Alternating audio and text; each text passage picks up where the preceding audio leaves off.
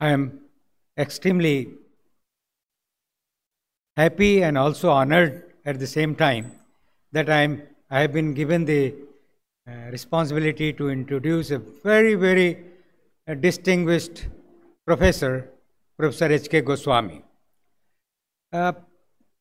Everyone in botany knows about Professor Goswami, and I would like to tell here that here is a person who has the distinction of being a botanist on one hand, and a person who has worked on human genetics on the other hand. So I know none of the botanists have worked on the animal system human system like Professor Goswami, and he is well known for his publications, over 160 publications on different aspects, starting from algae to flowering plants. And he has mainly worked on the isoetes, a number of his species he has described, new to science, Ophioglossum. And one thing is recently, one of the Chinese taxonomists, he has honored Professor Goswami that he has described a new genus, Goswamiana.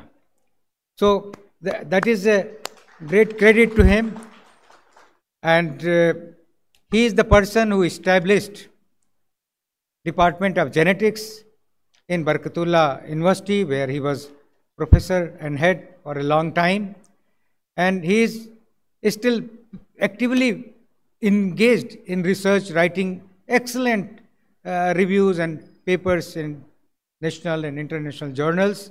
So with this brief introduction, I invite Professor Goswami. Since I am also there in Bhopal, we came all together and we have been interacting. I must say that I am seeking his guidance in many matters. So it is a privilege for me also that he is in Bhopal and I am also there. So Professor Goswami, please.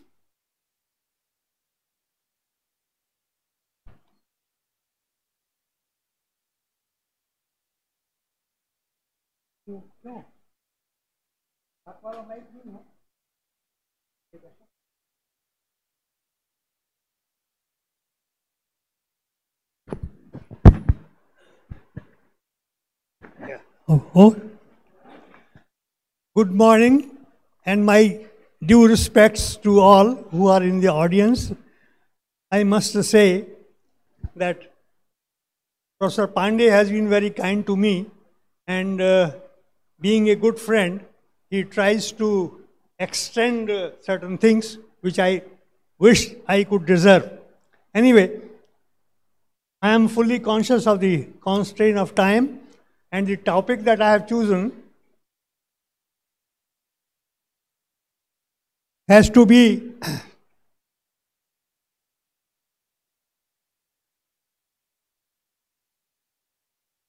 microchromosomes in plants.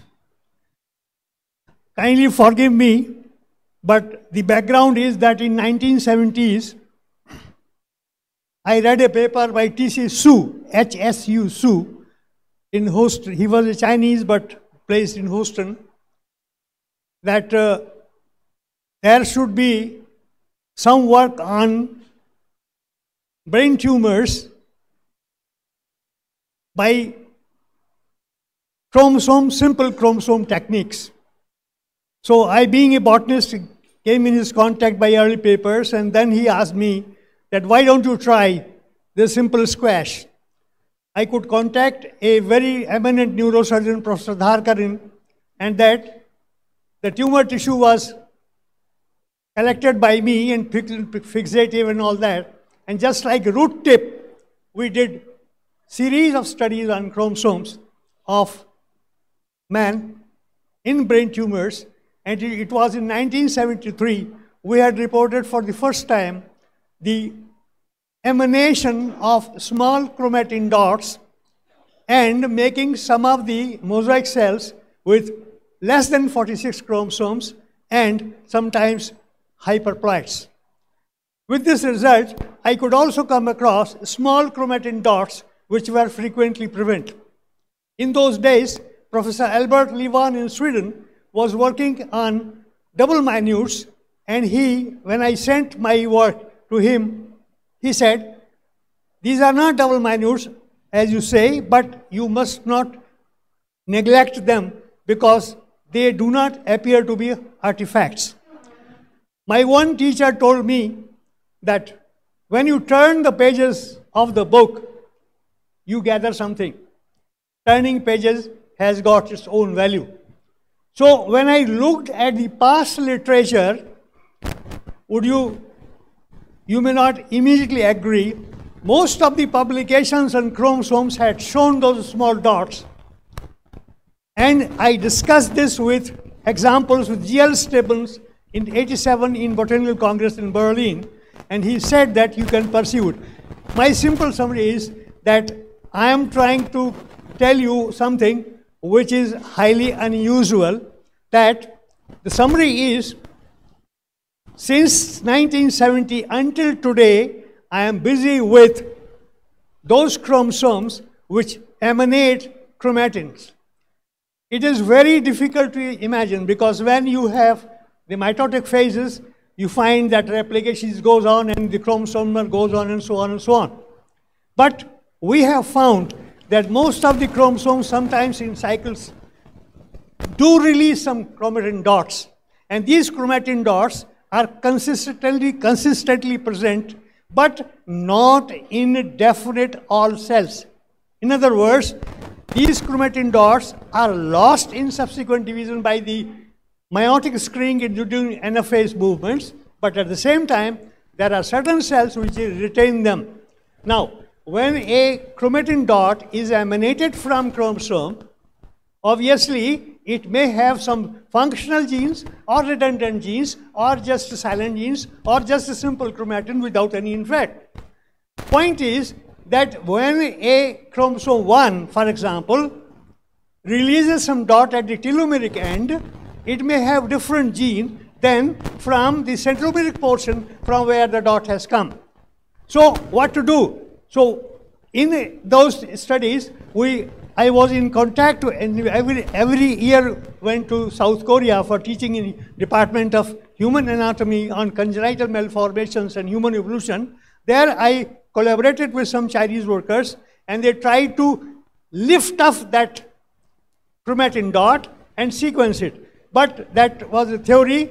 Incidentally, in 2001, who was doing wonderful work with us, they were doing with my consent or my agreement. He died in a car accident, and ultimately the entire thing flopped out. However, it is now well established that there are certain chromosomes which emanate chromatin dots, and these chromatin dots retain there and ultimately fuse to form microchromosomes, and these microchromosomes ultimately lead to big chromosomes.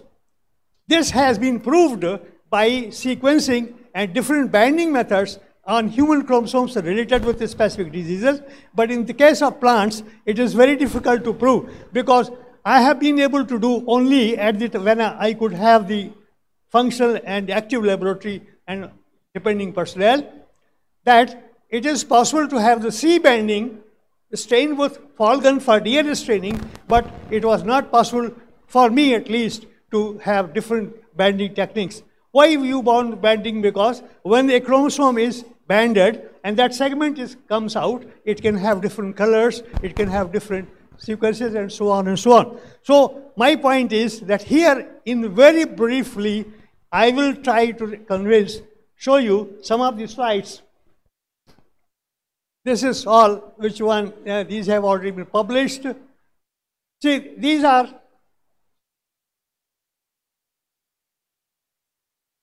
no, it doesn't. Okay, you don't want. Okay. So I'm sorry, but anyway, marker dots are chromatin dots of variable sizes, 1.5 to 2.5 micron, emanating from different chromosomes. Take Giemsa stain and Folgen's stain. Not all chromosomes give rise, but there are very selective chromosomes.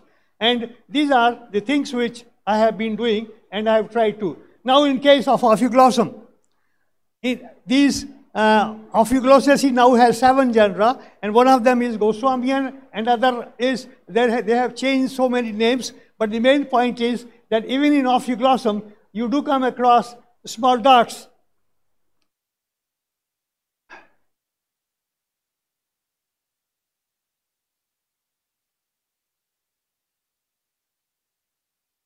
Chromosome systems have their own rules assigned by millions of years of evolution. Chromosomes break, translocate repeatedly over several cycles and are assisted by molecular mechanisms to evolve new chromosomes. And this has been proved in the sense that we have found many species, and there are many plant species in Clarkia and others, that you have, sometimes you know that chromosomes arise in polyploids and so on and so on. But there are certain genera where reduction in chromosome number has taken place and speciation has come down by lower number. And this is what in Ophioglossum eliminatum that we had done. Now Zhang has changed this to Goswamia eliminata, and that is when the chromosomes 240, 360 bivalents are found, they have come down to 80 or 85, 80 bivalents, 160 chromosomes only. And that species, which 160 chromosomes, is a fertile and first class, having different morphology of the spores, different kind of phylogenetic and RBCL sequences and so on, that we can. Now, ejection of chromatin dots from chromosomes is an inherent epigenetic phenomena which is associated with DNA hypomethylation. This we have proved, I mean not proved, we have published on the basis of isolated species that hypomethylation has been responsible for the origin of heterospory in sporidium, and at the same time emanating many chromatin dots. And even we have come across X and Y chromosomes in isolated spontai. In other words, there are certain examples, direct and indirect. I don't say direct for me because I have not been able to prove it by different other binding techniques or by specific markers or in situ hybridization. But by way of simple C binding, I could ascertain that yes, these dots are not preparatory artifacts.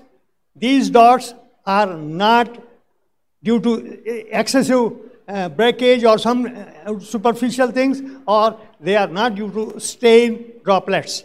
They are definite chromatin structures that can be proved by simple Falcon staining, simple C binding, and other. These are G and C rich chromatin bodies and have genes. See, on the at least, they see that dot. And these dots are not artifacts, but they are consistently present. In many cases of ferns, we have found, in many cases of ferns, of course, I was fully conscious and I told them I would be not taking more than 15 minutes. Therefore, I have combined because there are a series of Terisvetata, adiantum, 2 species of adiantum. Then one is a Teris, I exactly don't know, but Terisvetata, of course, I know very well. So on those things have that new chromosomes arise within the genome has been a well-known fact for more than a century. Now, in case of birds, more particularly in Passer domesticus, in dog, in cats, we could have simple bone marrow cultures and do some chromosome work. That is a different story. But in some of these slides, we could come across those marker dots. Now, when I assisted and consulted the literature, and when I also compared some of the syndromes that we have discovered which lead to the malignancy, and we have discovered new syndromes on chromosome 1 in humans, we could come across some of the papers which have proved that these marker, I mean, they call it differently, these small chromatin dots assemble to form a small supernumerary chromosome. They say it. They don't say marker dot. I call it as marker dot. Right from 73, I've been designating these dots as marker dots, although there have been many criticisms, especially from Britain. Anyway, That new chromosomes arise within the genome has been a well-known fact for more than a century. I have hypothesized on the basis of earlier publications, right from 1975 to 2020, that microchromosomes are the aggregated chromatin dots and are precursors to tailor other chromosomes, including B chromosomes. This aspect has been proved in case of birds. They have proved by in situ hybridization that the sequences that they have brought, they assembled here, and then they form the small supernumerary chromosome. There are many other things which we could talk about it, but thank you very much.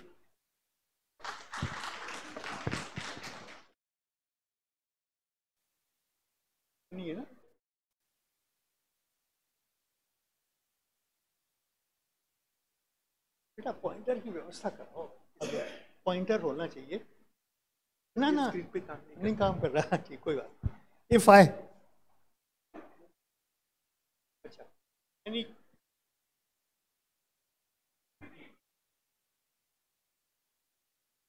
same, the new chromosomes evolved during time. There have been exemplary examples from the modern techniques that there are certain chromosomes which have knitted. Forgive me, our Y chromosome is 80% orangutan and gorilla chromosome. The same sequences. Not only that, human chromosome 9 and 11 paint with 15 dog chromosome probes. In other words, there are 15 loci which are exactly same on chromosome of I don't know, but chromosome 9 and 11 of human have many sequences common and they paint accordingly. So the chromosome painting, in situ hybridization, chromosome painting, these are the modern techniques which have proved beyond doubt that one chromosome breaks down. Some of them are lost due to meiotic screening during anaphases. Otherwise, they are retained and sometimes they fuse. Translocation, breakages. Please take care. Breakages, translocations are the primary factors of evolution of chromosomes, whether it's a plant or animal or whatever. Of course, there could be a separate 2-hour lecture for B chromosomes.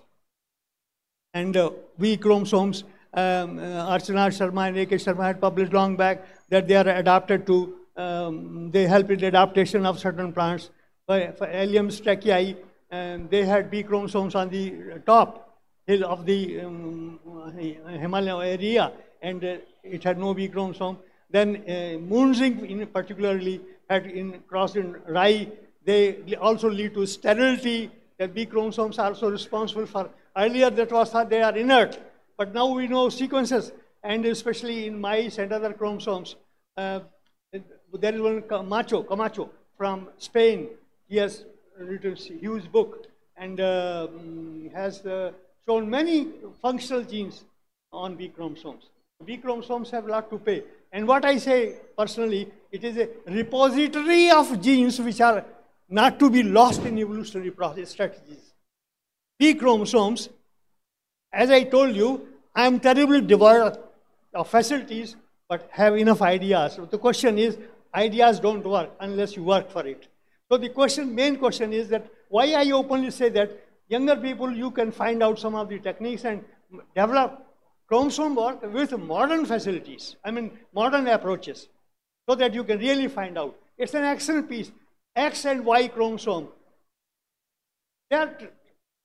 They actually have originated from the breakage of the autosomes. The autosomes break down and they ultimately fuse to form the, because what is the sex chromosome? It's a chromosome, but there are sex deciding genes or sequences. Now, if that sequence is transferred, for example, if the X chromosome sequence, which decides the femaleness, is transferred to the Y chromosome, you can always find hermaphrodites because they express both the things. So, the breakages and translocations have been basically responsible for the evolutionary process, more so of new chromosomes. Any correction, Professor Livania? You are done. Array, my people, huh?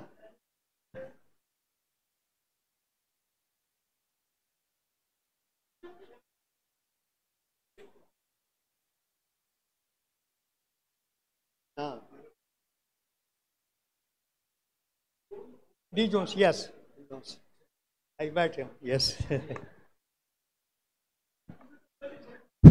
Thank you very much. Thank you very much. Congratulations.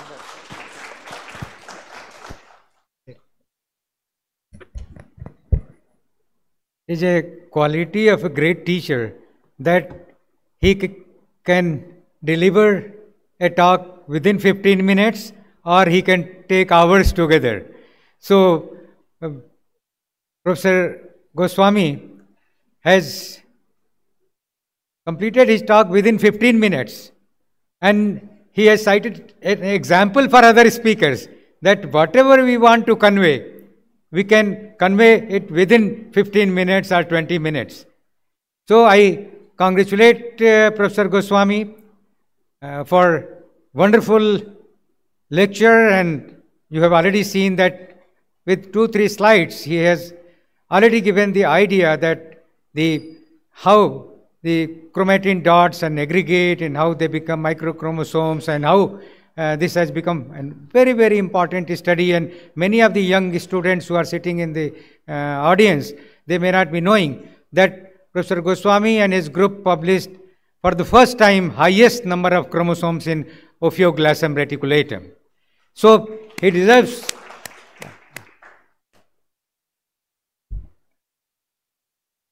big response and ovation from the audience for his wonderful presentation, and he is one example, a real guru who can guide the students both in plant sciences and animal sciences, human genetics together. So, yes, he has worked on algae. In the introductory part, I have already mentioned that starting from algae to human beings, there is a rare combination in a great scientist. So give him a big hand for his wonderful presentation.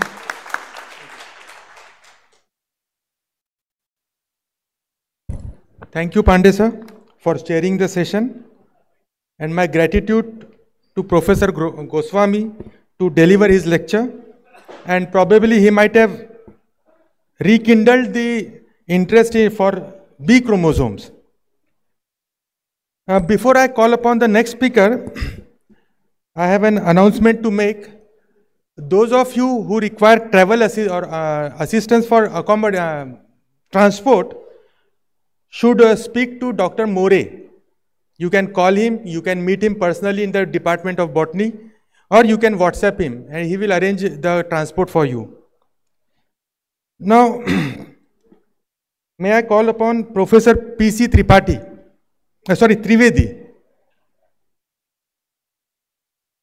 upon the dais to chair the next session.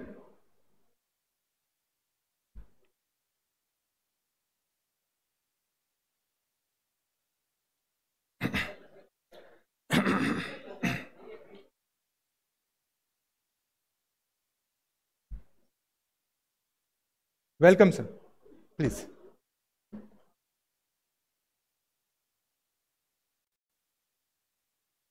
Now I invite Professor Ashwini Kumar to deliver his talk.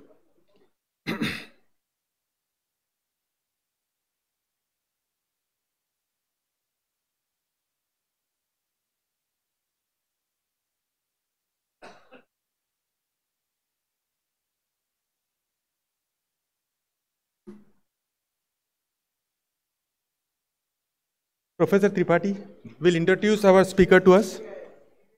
Sorry.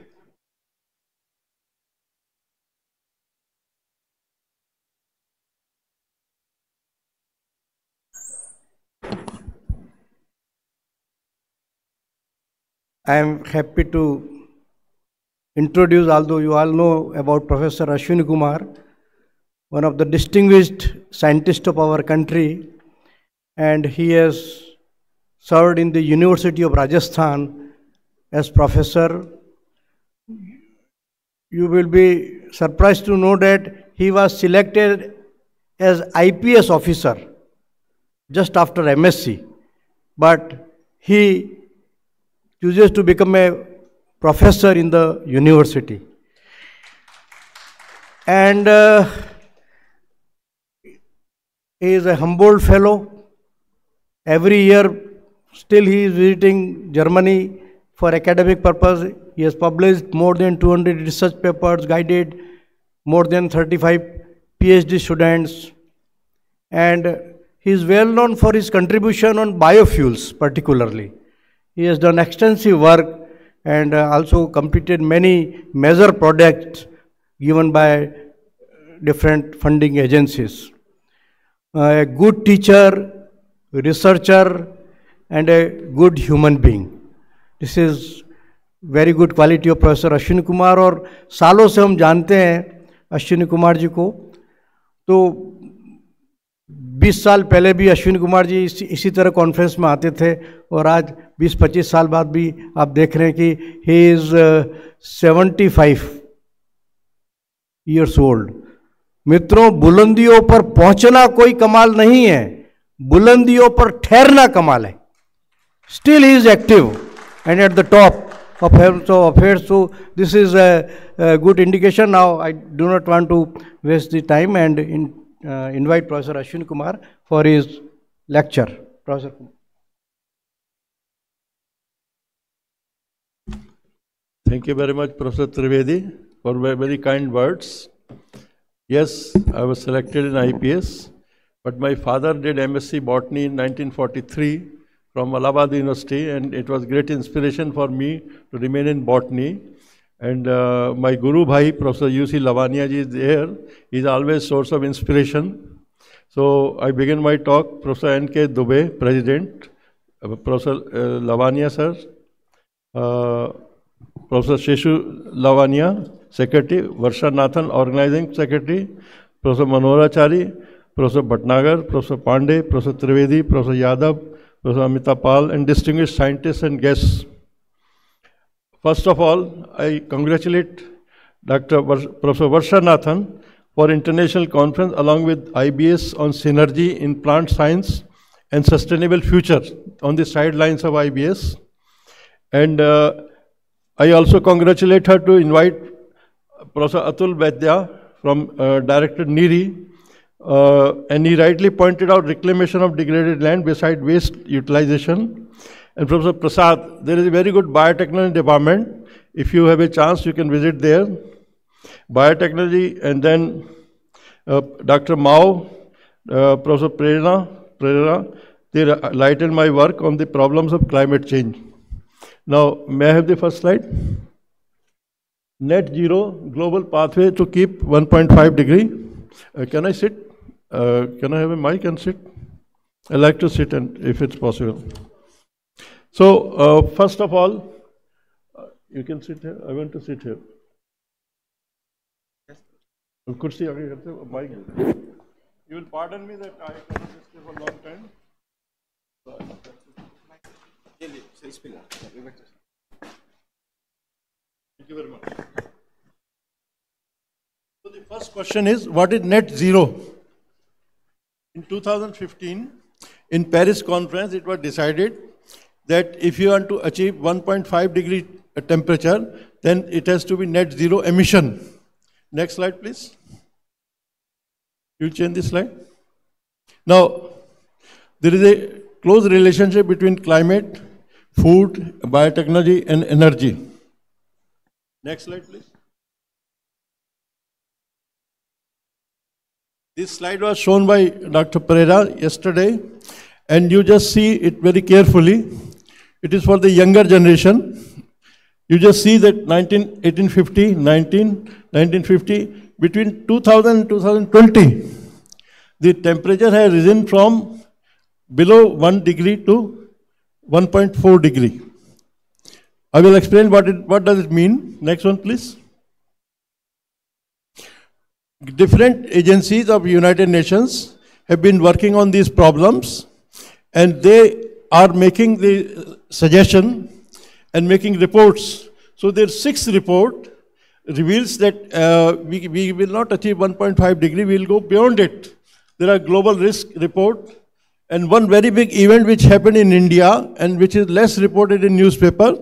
In G20, Prime Minister Shri Narendra Modi, along with the leaders of Singapore, Bangladesh, Italy, USA, Brazil, Argentina, Mauritius, USA, launched Global Biofuel Alliance on 9 September 2023 on sidelines of G20 Summit.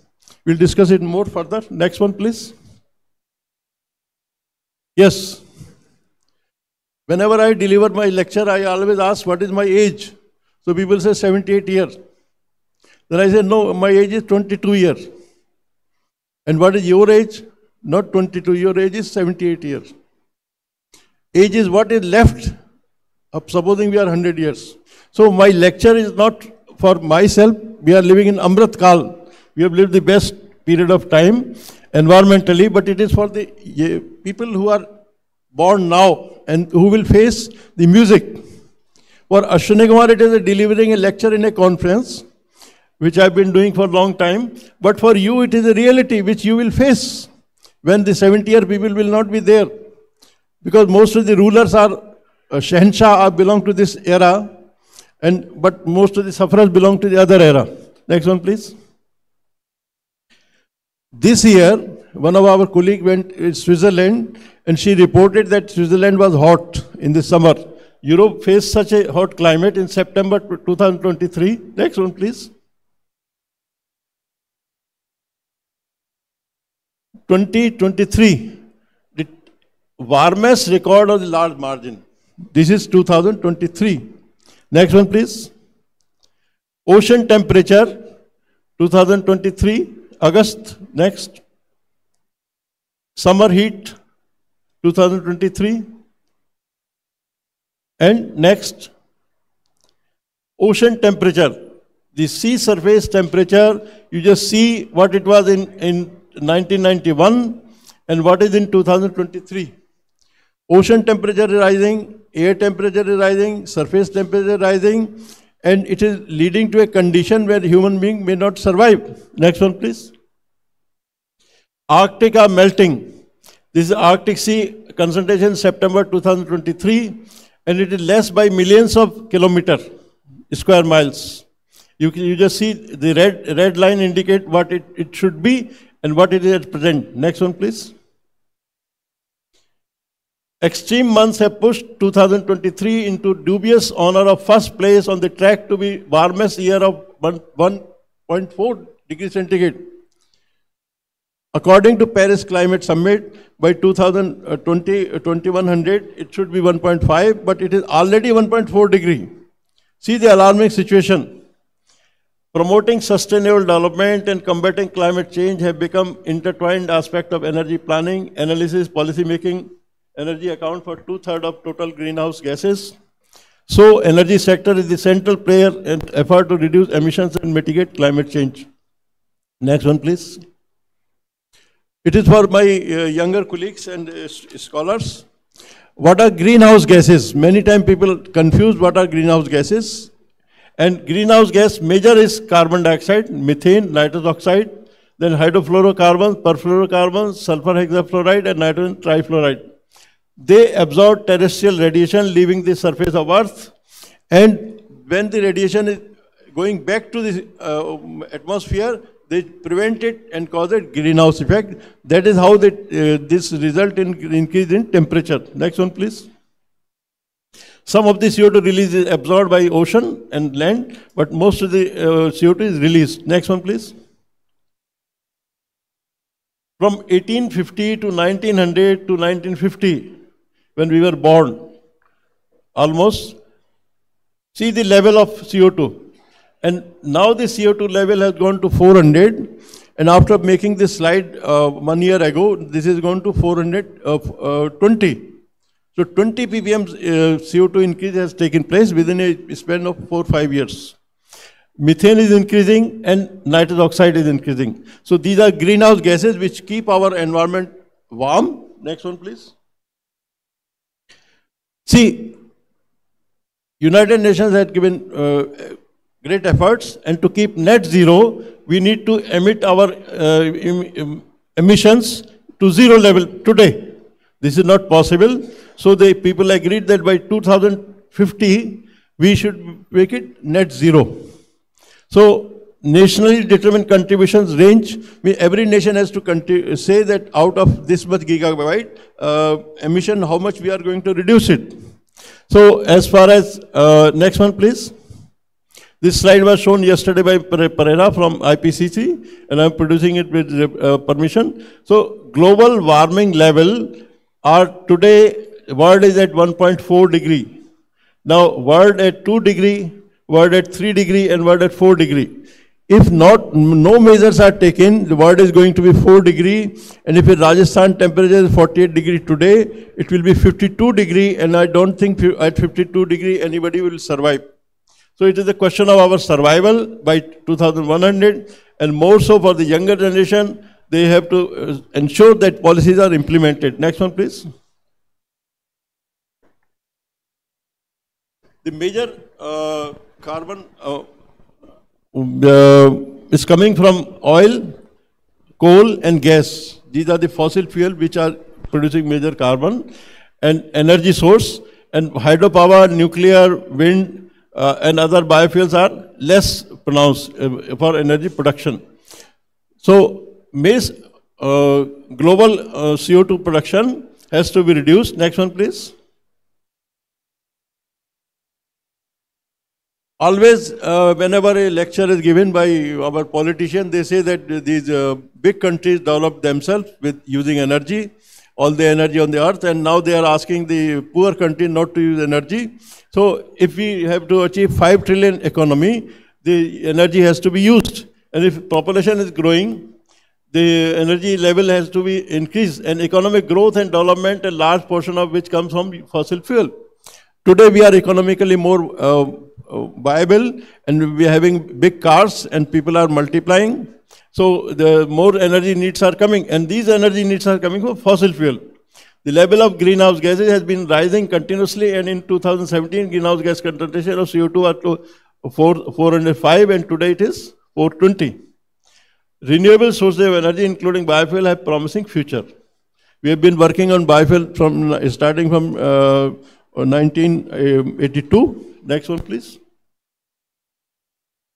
If we want to have reduction in greenhouse gases, the use of oil, coal, and natural gases has to be reduced. Next one, please. Just take 1 minute for this slide. UN Change Conference, COP1 was held in 1995 in Berlin. Then in COP15, COP21, we raised agreement that heating should go to 1.5 degrees centigrade. And in COP28, which will be held in UAE in 30th November, just after a few weeks, further discussion will take place. Net zero means huge decline in use of coal, oil and gas. This requires halting combustion engine passenger car by 2035. UK made a resolution that by 2035, no passenger car will, oil and gas will be used, and phasing out all coal and oil power plant by 2040. Contrary to this, China and India are installing coal power plants, because coal is the only method to achieve electricity. Electricity generation, huge increase in batteries, hydrogen-based fuel, hydropower, ramping renewables, improving energy efficiency, cutting methane emissions, increasing electrification with technology available today, deliver more than 80% of emission reduction by 2030. So it is planned that using energy efficient systems, we can reduce the energy levels. Next one, please. Most of the energy fossil fuel are used by transport, electricity, heating, building, industry and other, and only 5% global car sales are electric. Solar and wind power produce 10% of electricity generation.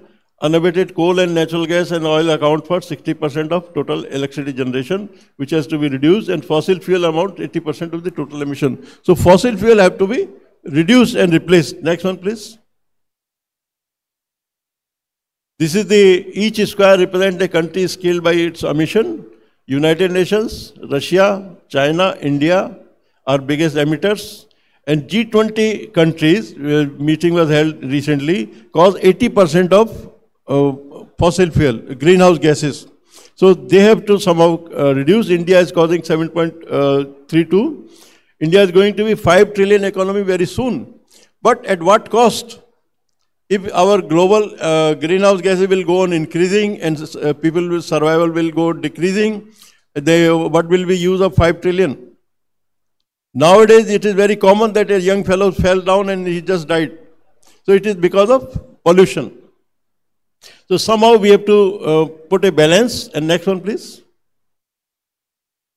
Tripling global installed renewable capacity from 11,000 gigawatt to 2030 provide largest emission reduction in 2030 in net zero scenario.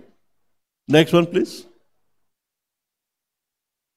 So first point is a strong reduction in both energy sectors. CO2 and methane emission are essential to meeting the 1.5 degree. If you want to meet 1.5 degree goal, you have to reduce the energy sector, energy transformation from fossil fuel energy to green energy. Cutting methane emission, booming technology, electric vehicles, heat pumps, drive electrification across energy. First commercialization of sodium ion batteries announced 2023, commercial scale demonstration of sodium solid oxide hydrogen electrolytes. And recently, only last week or so, a sand-based battery has been made and which will come in effect. Next one, please. So what is happening today, 2010, 20 and 30, we have to reduce and replace coal, oil, natural gas, nuclear, hydropower with modern bioenergy, traditional use of biomass, wind, solar and renewable. India put a solar alliance some year back, and this has now 100 countries which are going for solar power. Next one, please. I'm sorry that newspaper discuss a small thing about heroin, but no newspaper discuss this thing. Our Prime Minister made a global alliance at G20, and Global Biofuel Alliance is an initiative by India, in G20 chair by India, under its leadership, Honorable Prime Minister Shri Narendra Modi. The alliance intends to expedite the global uptake of biofuels through facilitating technology advancement, intensifying utilization of sustainable biofuel, shaping robust standard setting and certification through the participation of wide spectrum of stakeholders. The Global Biofuel Alliance will instrumental to achieving various UN Sustainable Development Goals, particularly SD7, affordable, reliable, sustainable and modern energy for everyone. We have been working in this field for more than 40 years. Next one, please. So what are biofuel? Biofuels are important, sustainable biofuel or zero and low emission development. You see the title of this conference was Plant Science and Future, Sustainable Future. If you want to have a sustainable future, we have to depend on plant science entirely. And ethanol, biodiesel are biofuels which are currently used. Next one, please. We carried out our research with the support of DBT and CMCRI Bhavnagar, and this vehicle was running on pure Jatropha for a long time, and E85 is now in USA, and in India, in various petrol pumps, if you go today in Jaipur, all the petrol pumps have noticed that it is E10, 10% ethanol is mixed, and India has a different policy. Next one, please. State like Uttar Pradesh, Tamil Nadu have realized biofuel policies and they are investing rupees this much. India has established fixed pricing short-term ethanol contract. Back in 2000, India has introduced national policy of biofuel. Next one. National policy of biofuels in India is amended in 2022. India Ministry of Petroleum and Natural Gas published in National Policy of Biofuel in 2018 and amended it in June 22. And deadline for 20% blending with ethanol is now increased from 2030 to 2025-26. Next one, please. We started this work with Euphorbe lathyris. I met Professor Melvin Calvin in 1980 in USA, and he suggested that, like Arizona, why can't you start this work in desert of Rajasthan? So we started with this plant. Unfortunately, this plant did not grow. And this is my last thesis on Calotropis procera. So biofuel alone will not survive unless we have some kind of bioprospecting of a chemical which will produce biofuel along with some valuable chemical. So that can be good alternative to develop these crops. Next one, please. We carried out work on Euphorbia tubercula, Calotropis procera, Jatopa, Euphorbia caducifolia, Jatopa corcas, and then in Udaipur it is used by tribals. It is not possible to present my work in 20 minutes. Next one, please. But just to summarize quickly, E85 from corn, then rapeseed, then soybean, then Jatopa oil. In Rajasthan University, Professor Trivedi knows our work very well. When he was head, he provided the land to us. And then we have a 50-hectare land in the university. And we developed the 3-tier system, wood fuel, Jatopa oil, and lentiviferous for latex. So all the three will utilize the land of Rajasthan. We have 60% of the wasteland in India, and that can be utilized for biofuel, because when we raise biofuel, there is always a question that where the land will come. So this is one possibility. And next one, please.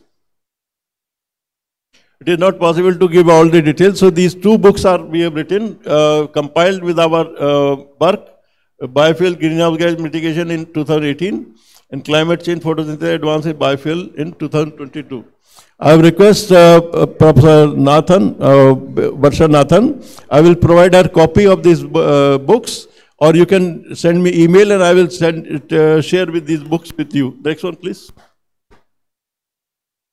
I'll finish very quickly. So there are some other plants also in Rajasthan. So biofuel is a possibility if we utilize the remaining plants also. And this has been published in our book. Next one, please. Cloud computing. This is a new way of science. Because if we put solar power, then we do not know where light will come or not. So in cloud computing, renewable energy meets cloud computing, enhancing stability, flexibility through distributed energy resource management. This is a new system which is coming, and International Energy Agency has approved it. Next one, please. Energy from waste. This Professor Vaidya worked on this waste management, and also the waste can be converted into energy, and thermochemical method is also possible. So we covered this aspect. Next one, please. We worked with another institute together with Sudipti Arora, and we brought out this book, because biotechnology will play a major role if you want to go for biofuel production. Biotechnology, environmental biotechnology, and biotechnology innovation, this we published only 2022. Next one, please. And genomic, this book is coming next, which will give the latest implication of CRISPR. Next one, please. Conclusion. The global changes that mankind is currently experiencing have never happened before. Climate and COVID-19 are 2 major challenges to mankind or survival. To contain global warming, technology that reduce greenhouse emissions and the consumption of water resources would be needed. Next one, please. I want to share some of my books. I'm very grateful to IBS Society for giving me this honor of this award for edited books. So I would like to just briefly mention 2 things. This book, Plant Cell Tissue Culture, we published in 2009 with Professor Neumann. It include all the work on tissue culture. And this book was so popular that 40,000 e-copies of this book was sold. And this book was again revised and analyzed in 2022. Plant Biotechnology Tissue Culture book, this gave us a royalty of 3 lakh rupees alone. Then Plant Biotechnology book we made with Professor Sudhi Sapore. And this book was so popular for 10 years that Wiley put an edition in 2022. Then next Plant Tissue Culture with N.S. Shekhawat. Another Shekhawat. We have a D.S. Shekhawat, very famous person, and now N.S. Shekhawat was earlier. This book is again asked by Wiley after 10 years. It has been published. Plant Biotechnology Application with Sudhi Sapore. And my submission was always that why the biotechnology is not utilized for funds. We work with fund, so we use biotechnology techniques and wrote a book with Fernandez together from Spain. And again, with the demand, this will also multiply. So, in a lighter vein, abhi thoda mazak kar sakte hain, if you permit. Trivedi ji se karunga, aapse bhi karunga, Trivedi se bhi karunga. When I was a student in MSc, 1965, Then Professor Maheshwari used to be our expert, P. Maheshwari. So he came for selection of Professor Tyagi, but his book on embryology came that time. And then he died. After writing a book, he died. So I thought that we should never write a book because you will die. So botanists don't write many books. Am I right? So then 2009, when I retired in 2007, and I went to Professor Trivedi, and he has already written 75 books. And I saw that he's surviving, very happy, very healthy. Then I was convinced that I can start writing. So I was retired, my duties were fulfilled. Then I asked my wife, should I write a book or not? Then my wife sitting here, Professor Vijay Kumar, she told me, I do Karwa Chauth fast very honestly, so you will not die. You can write a book. So from 2000, all my books are from 2009, after my retirement. And it is my great honor that IBS has given me this opportunity to meet the young people coming from all over India. And I will always be thankful to all the people and dignitaries who have listened to me. Next one, please. Currently with Professor P.C. Trivedi as president, I am running with this Journal of Plant Science Research as chief editor. Professor C.P. Malik raised this journal, and before his death he said, Dr. Ashwini Kumar, you continue this journal. So I got it from Prints publication. And then International Journal of Life Science. This is also child of Professor C.P. Malik, which we are carrying out. So I request you to support our journals, our activities. Next, before I close, I just want to thank. Next one, please. These are our grants which I received. Next one. 1984, I published about economy of bioenergy. Next one. These are some of the publications. Next one, please. I acknowledge JSPS, Humboldt Foundation, Ministry of Non-Conventional Resources. Professor A.K. Bhatnagar was our partner in earlier projects. Then Department of Biotechnology, Professor Melvin Kelvin, who introduced to the subject, Redecker, France, and these are my collaborators. Next one, please. Thank you. Thank you very much.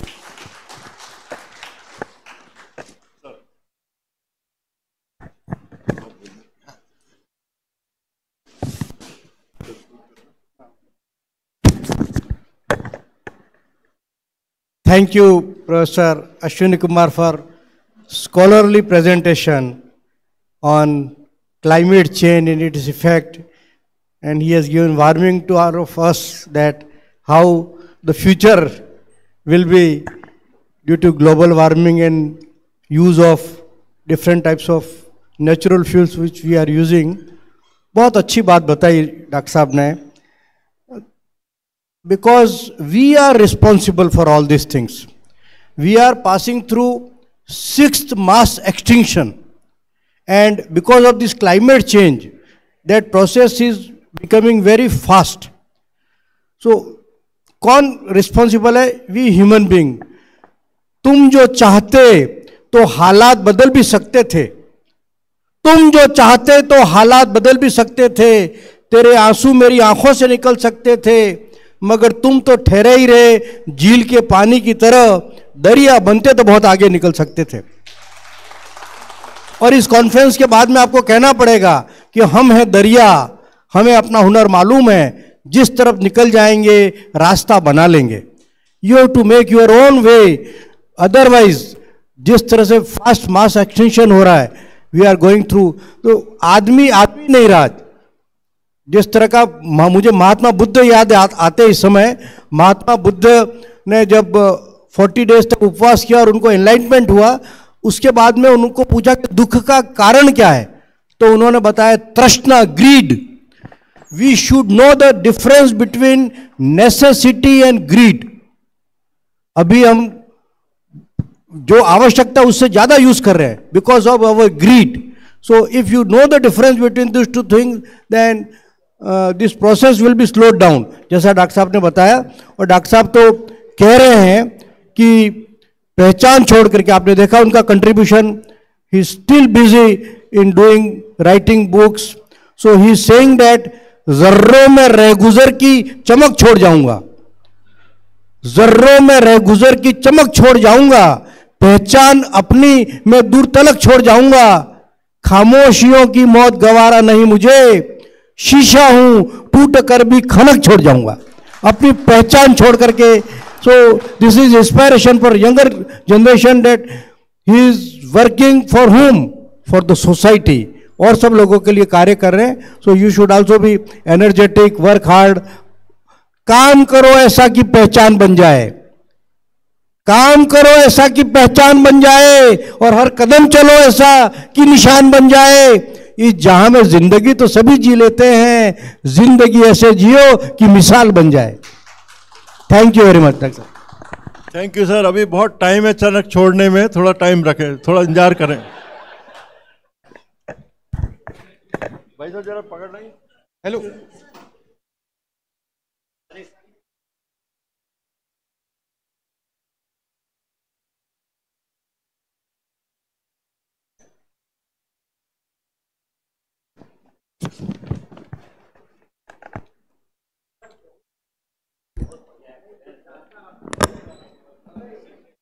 Thank you, Trivedi sir and Professor Ashwini Kumar. Now may I call upon Professor S.R. Yadav to chair the session.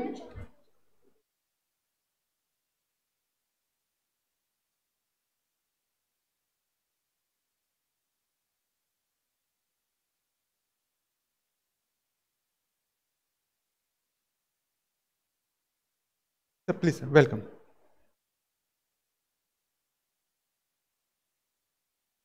Now the next speaker is Professor A.K. Pandey. May I call upon him to deliver his talk.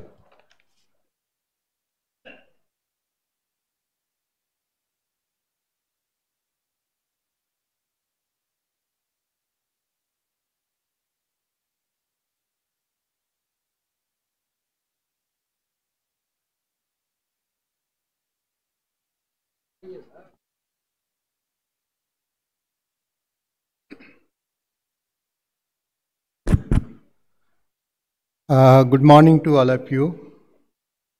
It is a nice opportunity to introduce Professor Pandey. I don't think there is a need to introduce Professor Pandey because almost every student, every botanist from this country knows Professor A.K. Pandey. But still, I should say, he's a person who worked in Bhagalpur University in a small place, and initial work was in embryology. Embryological studies he did. Then ethnobotanical studies also he did. And then he joined Delhi University and worked as a professor. And I feel that he is a complete taxonomist because latest developments in the subject, molecular systematics, in which he has done significant contributions. In addition to that, he has written very good books for sake of students. And that way, he has significantly contributed to the subject, and he is a person always greeting with smiling face, and therefore every one of us, we remember him, and all of us, we know Professor Pandey is one of the very important person in the field of not only in botany but also in taxonomy. With these words, I request Professor Pandey to deliver his lecture.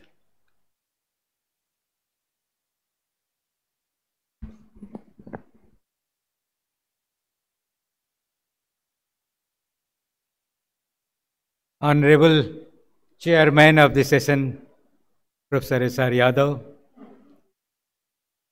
distinguished senior botanists, younger botanists, and dear students. Thank you, Professor Yadav, for your nice introduction. At the outset, I express my deep sense of gratitude to Professor Varsanathar and the members of the organizing committee for inviting me to participate in 46th annual meeting of the Indian Botanical Society and the symposium Synergy in Plant Science and Sustainable Future. Since my invitation was related to the symposium topic, I thought of talking about the flowering plants in Himalayan region and how they are important for us and why conservation of such plants are important.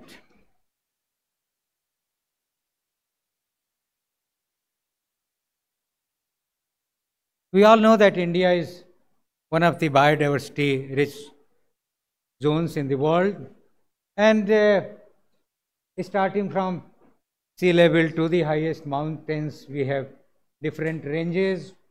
We have in country hot and arid conditions, tropical wet evergreen forest, and mangroves of Sundarbans and freshwater aquatic marine ecosystems. Now, as far as India is concerned, we have over 21,000 flowering plants. I will not be talking about the gymnosperms or algae bryophyte, but I am concentrating and focusing my talk on the flowering plant. So, out of that, about over 4,000 species are endemic to India. And there is the Crotalaria meghalaensis, which a new species of Crotalaria we reported from Meghalaya. And besides the endemic plants, flowering plants like over 4,300, 12 gymnosperms and 66 pteridophytes are endemic to India. Now, when we talk of Indian Himalayan region, which in brief are abbreviated is IHR, it supports nearly about 50% of the total flowering plants, and about 10% flora is endemic to the Himalayan region. And also this Indian Himalayan region supports the world's richest alpine flora, where we find a lot of endemisms. Now, I will cite one or two examples like rhododendrons, which is very common in both northeastern region as well as in western Himalayan region, and one of the most fascinating genera, which is very, very important economically and also from ornamental point of view. And there are species which are smallest, like rhododendron nivale and pumilum, and also there are tall species which grow about 40-meter high, like rhododendron arboreum. When we talk of the Orchidaceae, I have taken a few examples that in Orchidaceae in eastern Himalaya we have 115 genera and 70 species, whereas in western Himalayan region it is 72 genera and 241 species.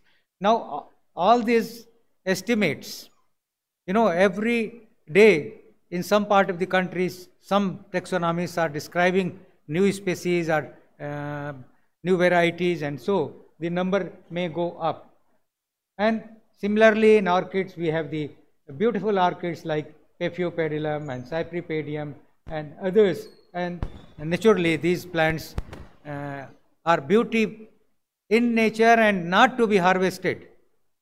Normally what we do, the college teachers, they go in the forested areas or Himalayan region, and the students, they start plucking the flowers. No, it is completely banned.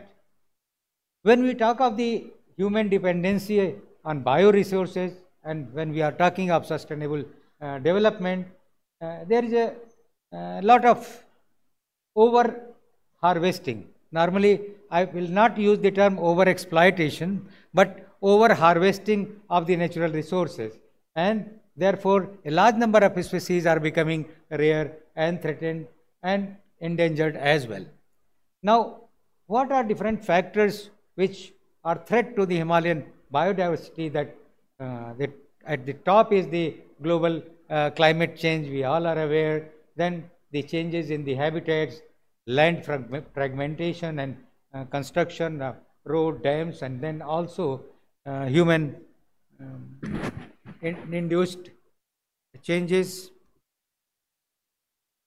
and then the illegal trade of timber, medicinal plants, and also indiscriminate use of chemicals, fertilizers. So these are all factors which are responsible for the biodiversity loss in the Himalayan region. And when we talk of climate change, it has become a major threat to the well-being of humans, and the human-induced climate change is prevalent now, unprecedented in the last 2000 years. So we are responsible for climate change. And when we talk of the Himalaya, there are about 280 medicinally important plants. Out of that, 175 are from Himalayan region. So you can imagine that a large number of medicinally important plants which are in the Himalayan region, they are being harvested and being used in the preparation of different medicines. And if we compare the world and India, about 20% plants are cultivated in India as far as medicinally important plants are concerned, but rest are harvested from wild. Now, we take aconitum.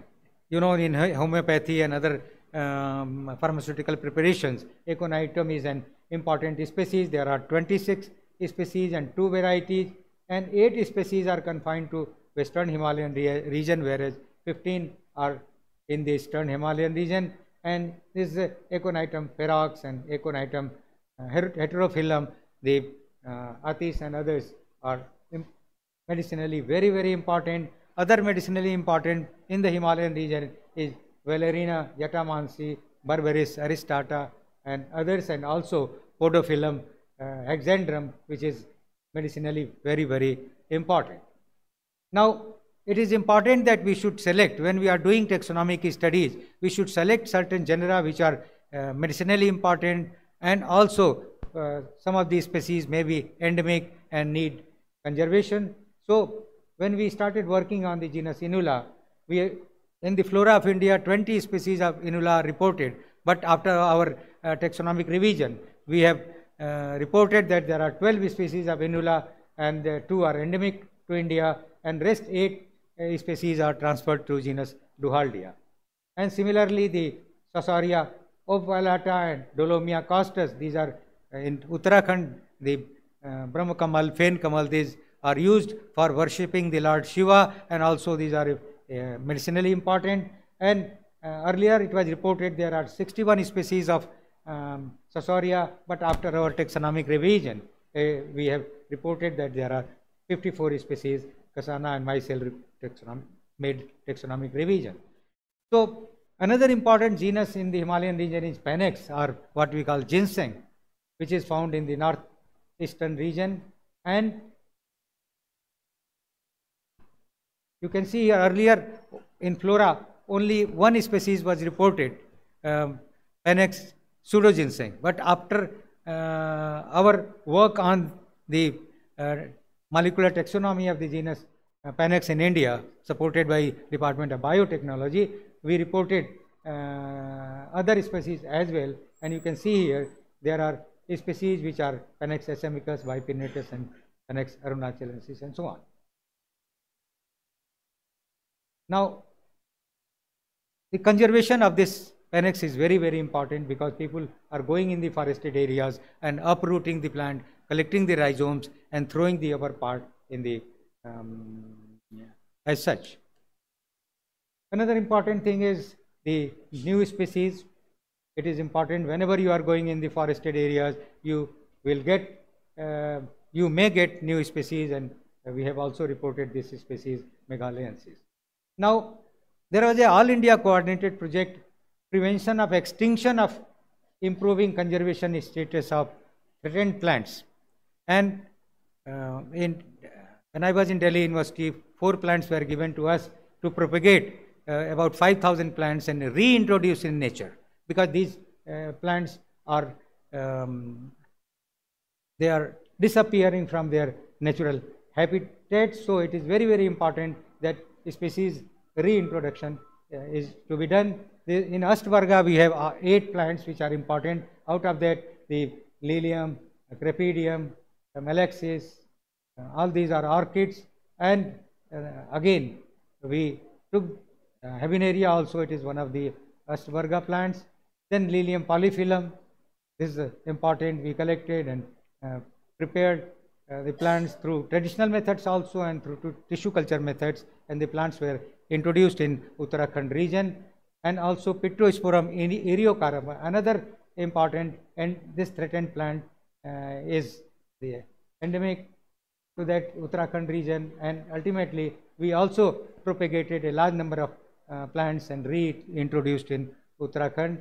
And you can see in Jageshwar, we from Delhi all the way, all the plants were transported to Jageshwar region in 2017. And when we visited again in 2021, you can see the plants of Pictosporum have grown well. So it is important whenever we are reintroducing natural habitats, we should also visit periodically to see whether plants are growing or have disappeared. So similarly, the Crepidum acuminatum, another threatened terrestrial orchid, and we propagated this plant also, and again we introduced in Jageshwar region. You can see it was in flowering condition in 2021 when we revisited. So conventional as well as emerging technologies are very important, and we have to take the information generated by the taxonomists that which species are to be conserved. Many species are common, we don't have to worry about them, but for those species which are endemic, threatened or endangered, this out of that coordinated project, a paper was published in Current Science in 2018 that what taxonomy has done, how herbarium is important, germ plant bank is important, especially in the Himalayan region. And then again the classifying threatened species of India using IUCN category, that was another special published in special section. And then wild relatives of cultivated plant, that is very, very important, and we should focus on collecting those plants and maintaining them. And for that we prepared a checklist of cucurbitaceae of India, and we reported that there are 94 species, 10 of them are endemic to India under 31 genera. And here there are 22 species of trichogenthin in India, and many of them are found in the Himalayan region. The left hand is Trichogenthin lepiniana, then Cucumerina, all these species. The Trichogenthin dioica is cultivated. So the wild species are there, 2 are cultivated, rest are wild. So we have to focus our collection and work on those plants. And another important cucurbitaceae plant is Indophaelia khasiana, which is monotypic genus, and it represents the isolated ancient lineage of cucurbitaceae. And you can see the large fruits hanging from the tree trunk, and this plant need to be conserved. So the conservation of biodiversity, when we are talking of sustainable future, the conservation of biodiversity is very important, and the taxonomists have to identify regions for changes in the existing species diversities and future strategy. Besides floristic studies, we have to take into account comparative data such as DNA sequence data, DNA barcoding, and there is a need for establishing biodiversity cyber bank to maintain a repository of different type of data. That is very, very important. So coming to the end of the talk, the commercial extraction and transit of medicinal herbs from Himalayan region that has posed a serious issue and problem, and that is also a serious problem for the fragile Himalayan ecosystem. So in situ conservation is important, as well as ex situ conservation methods are to be taken into account, and for that we have the gene sanctuary or more national parks, sanctuaries, biospheres, reserves are to be established. And then here is one message that universities and colleges, most of us sitting here, we belong to either university or colleges, and we have the responsibility. We can play a very, very important role in the preparation of the biodiversity registers of the region, and there is also urgent need to carry out intensive field surveys to document the undiscovered plant diversity. It is reported that there are about 1.8 million species are reported so far, but estimation is about 10 million species. So, who has gone to all parts of Himalayan region or even other remote areas of Arunachal Pradesh? So, in that way, we have, as a botanist, as a taxonomist, it is our responsibility to try to document all those species which have not yet been discovered, and we have to understand the biodiversity, which is not essential only for our survival, for our future generations also. So, thanks to the chairperson, to the organizers, and all those sitting in this auditorium for their patient hearing. Thank you very much. I think I am in time. Before time.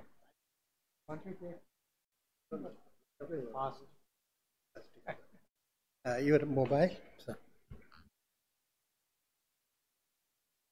Thank you, Professor Pandey, for an excellent lecture. You have heard, I need not to say much, but right from biodiversity, plant diversity of Himalaya, he initially introduced.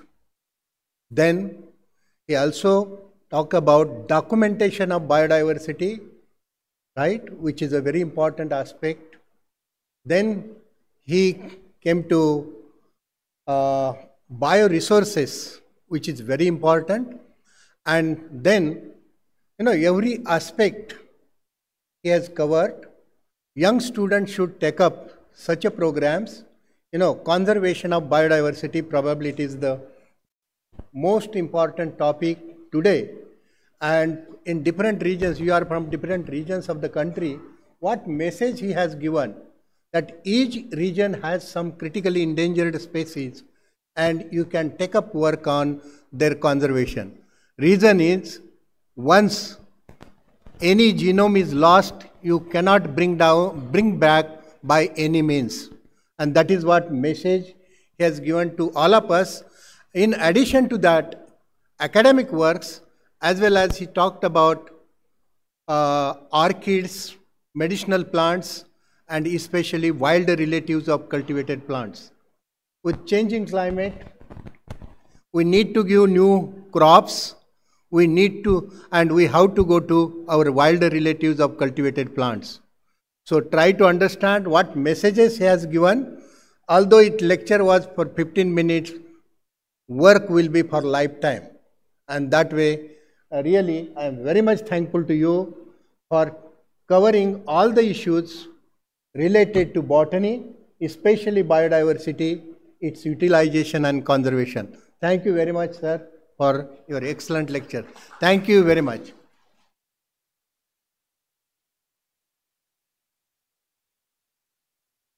So I thank Professor Yadav.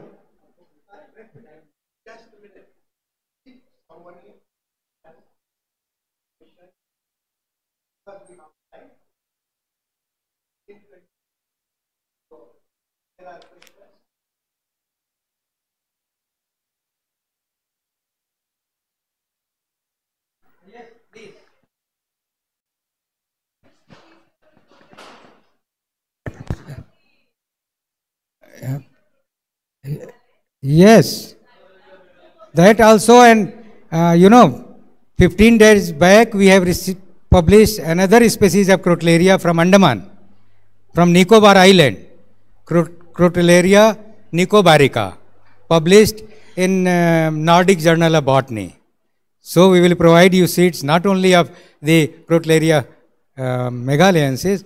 Since there are over 80 species of Crotalaria in India, we have worked from different angles on Crotalaria, starting from its morphology to seed and pod anatomy. It is very, very important, recently published in Flora. I have not shown all those things, and we have also done first molecular systematic study of this genus Crotalaria in India. And another species which is in press is Crotalaria andamonica. That I think it will come within 10-15 days. So we are continuously working on certain genera, not only Crotalaria, but Indigofera and other Cucurbitaceous genera. Okay.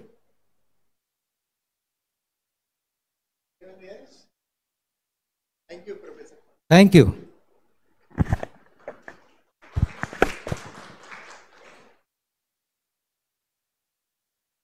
Thank you, Professor Yadav, and thank you, Professor Pandey, for delivering the lecture.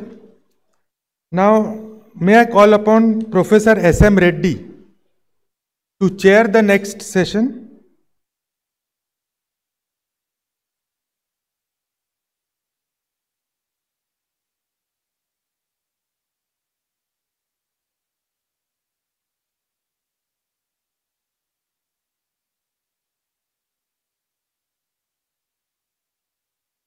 Welcome, sir, please. Now our next speaker is Professor C. Manoharachari. So let's welcome him with a great round of applause.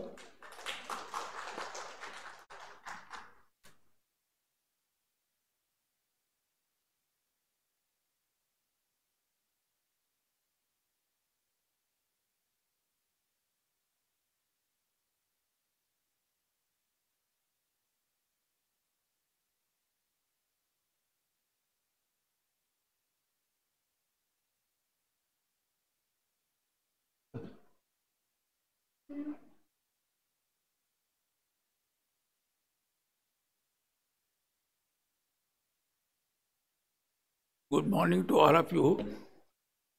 The society has given an onerous responsibility of introducing a well-known mycologist of the country.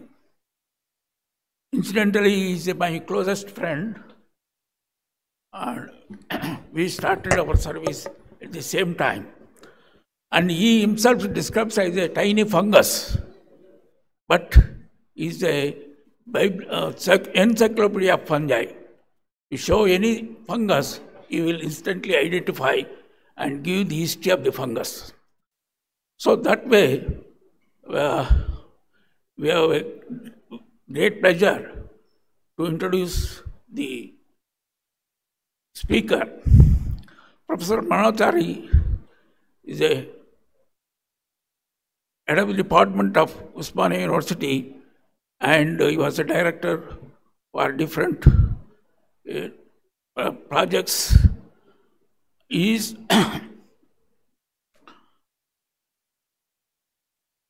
has many, probably he did DSc from Mysore University. After that, he is a voracious worker, and he has guided almost to 60 students for PhD and conducted several projects excellently, and is a FNS of Allahabad University, and he has been awarded several prizes. To name few, the award is a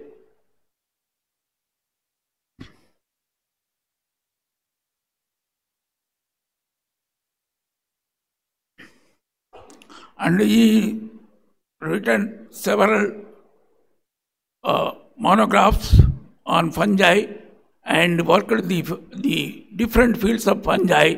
He has not left any fungus field to be covered, and he published about 600 papers in reputed journals, and he described 3 new genera and as well as 40 new species of different areas.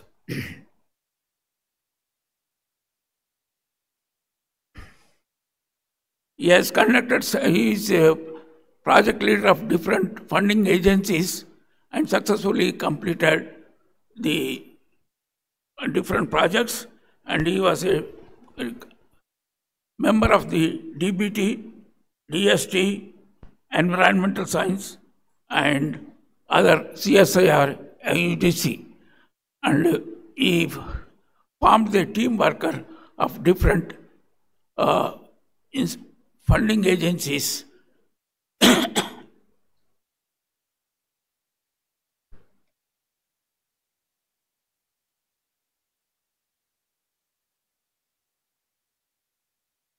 Funding agencies. That way, we have a very good speaker in this morning, and I will not take much time. I will not stand before you and request Professor Manojari to deliver his lecture. Thank you.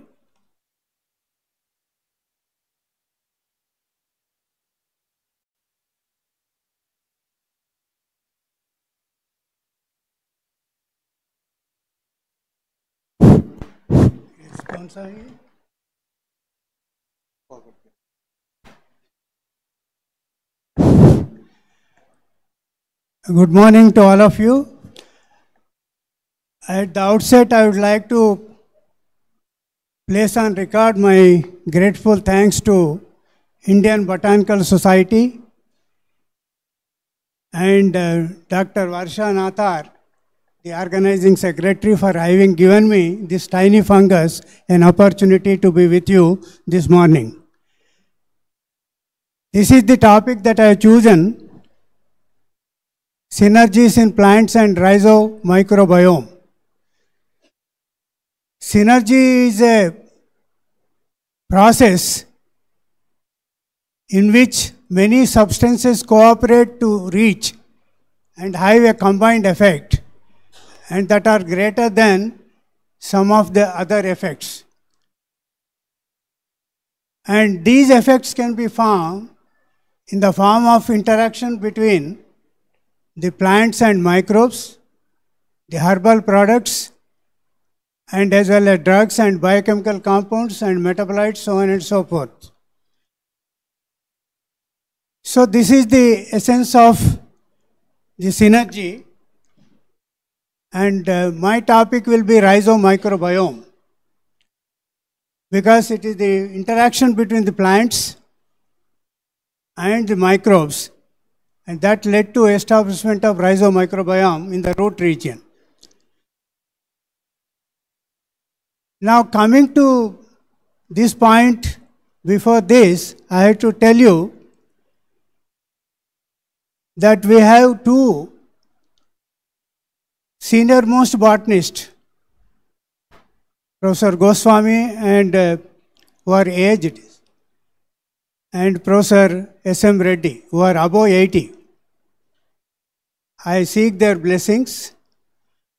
And yesterday, Professor Trivedi sir was telling, and also Dr. Mao told us, that lower plants are very much neglected. If you take into consideration fungi, the estimate is 13 million. And out of 13 million, only 1.5 lakhs of fungi have been identified up to species level. And among the bacteria and others, 400 bacteria are discovered from India. And only 30,000 fungal species are established in India. And regarding actinomycetes, we have only 16 actinomycetes which are discovered in India. And nematodes, when it comes to the extent of nematodes, there are only 3 or 4 people who are working on nematodes. This is the, I must say, very sorry state of affairs in Indian situation. So to find out the species of 13 million estimate, it may take 10,000 years to establish the names of the species. And I agree with Professor Trivedi sir that many of the taxonomies have become endangered, and many of the people who have been working on the species differentiation, they have become endangered. Professor Yadav and Professor Arun Kumar, all of them, they know that how difficult it is to identify the plant as on today and when there is no manpower. And taxonomists, Professor H.Y. Mohan Ram used to say that taxonomy is taxing on them. So if you take into consideration biodiversity and then taxonomy and utilization and conservation, we are nowhere. I must tell you that we are nowhere among the advanced countries or developing countries, and I am sorry to say that much emphasis is not given neither by the governments, nor by the universities, nor by the people who come for the conferences and just they attend and go, but they don't give any kind of consideration for such kind of studies. Whatever it is, we have discovered 20 new genera and 120 new species, and we have added to the Indian flora 1500 fungal species. We have deposited 1500 cultures in different culture collection centers. And Professor Reddy was telling about these things. And 2 new genera and 4 new species have been named in honor of me, and I thank all of them for having given that kind of respect. Now, rhizomicrome is an ecological region of diversified microbial and fungal communities. It is like a gut to the plant genome, comparable to that of the human gut, and where you can see large number of microbiota and microbes playing an important role.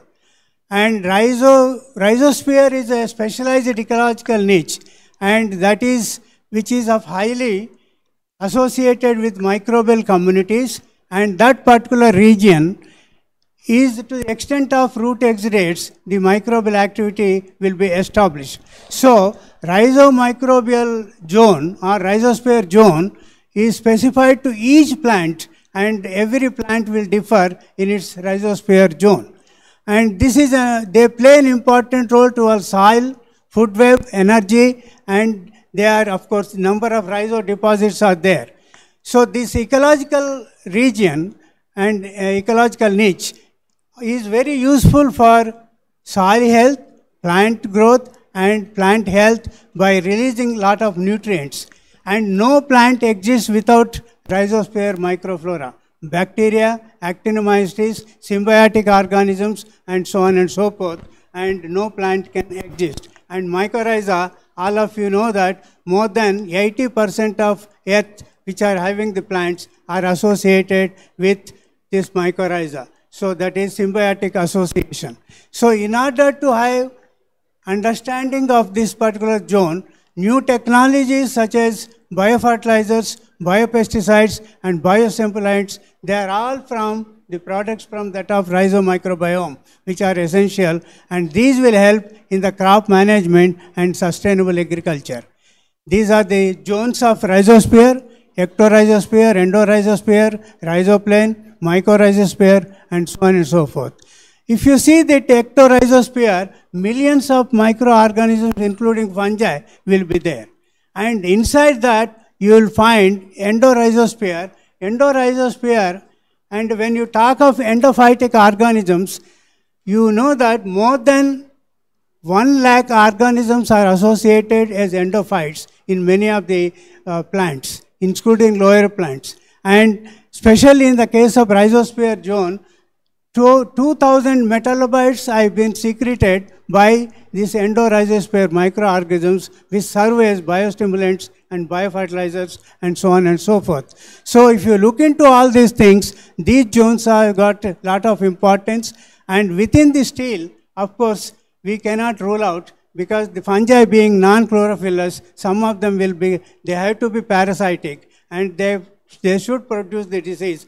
And we are also parasites, but never we say that we are parasites, because our brains are full of enthusiasm and full of selfishness, and therefore we don't consider other organisms are more important than our human brain. However, neither they can talk to us, nor they can hear to us, but they act. That is the only way that we can understand the microorganisms. But our behavior is entirely different for this particular group of organisms. So, some of the wilt-causing fungi like Fusarium, Verticillium, and other things will be there. Now, coming to this rhizosphere soil, you have a number of techniques and other things, indirect and direct and functional dynamics and characterization, inventory and counting. I must tell you that we don't have any kind of proper inventory for the organisms which are associated with the different ecological niches. I am sorry to say that Ministry of Environment says that it is 15,000 fungi, and Dr. Mao says it is around 17,000 fungi, and some other persons say that it is 22,000, but I say that it is 30,000 of fungi. There is no accuracy in our biodiversity inventory, and this has to be taken in a proper manner. When you look into the global assessment, Indian situation is very bad. Nobody mentions about Indian research and Indian inventories or the estimate that is given by the Indian scientists. This is an unfortunate situation. They refer our papers, but never they consider our research as the priority area for them, though we have 1/3 of global biodiversity in India. Now, coming to this light fluorescent microscopy and the autoradiography, characterization and all that, ATP and lipid profile, molecular analysis and morphology, biovolume of rhizosphere microorganisms and biomass production and their role in mineralization, nitrofixation and solubilization and nutrient mobility. So the volume of rhizosphere depends on the rate of exudation, as I told you, and its impact on the utilization of rhizo deposits. There are signal molecules exchanged between the plants and microorganisms, and that have been identified, and as for example, humic acid molecules are nutrients that can affect the root growth and metabolism through stimulation, and genes are also identified which will be the taking part in the signaling mechanism, or some of the inhibition of biochemical reactions are also there. So the specific signal transduction pathway has been identified for each and every plant, and as well as for in relation to the microorganisms. Now, this is the triangle interaction that is plant, where it all depends upon the cultivar of the species and development and also nutrition and the microflora which is existing there. And soil physicochemical factors play an important role, and microorganisms in relation to rhizosphere or plant sustenance or the future sustenance of our wealth, plant wealth, then it depends upon the growth and survival of the organisms, interaction and nutrient supply, because many of the organisms are involved in the nutrient supply, and without these nutrient supply, no plant and no crop plant can survive, nor we can survive, because of there will be no productivity of the food. So the rhizosphere effect, it is a physical, chemical, biological change that occurs in the root and in the around that root zone, indirectly mediated by its excretions and as well as organic debris, which is called rhizosphere effect. For each plant, there is a separate rhizosphere effect, and nobody has touched upon this particular one. Speciation among the angiosperms, among the grasses, and all that can be done depending upon the rhizosphere effect, and we have published a few papers on this particular one. More than 200 papers we have published on soil fungi on rhizosphere alone, out of 640 publications that we have made. Now, rhizo deposition includes rhizates, autolysis of surplus cells, and also root exudates. I will come to that point later. And the increasing use of transgenic plants and release into the environment of genetically modified organisms could change the plant microbe interactions and microbial potential. I must tell you on this platform that genetically modified plants in relation to the in relation to the association of microorganisms, there is not much work that has been done.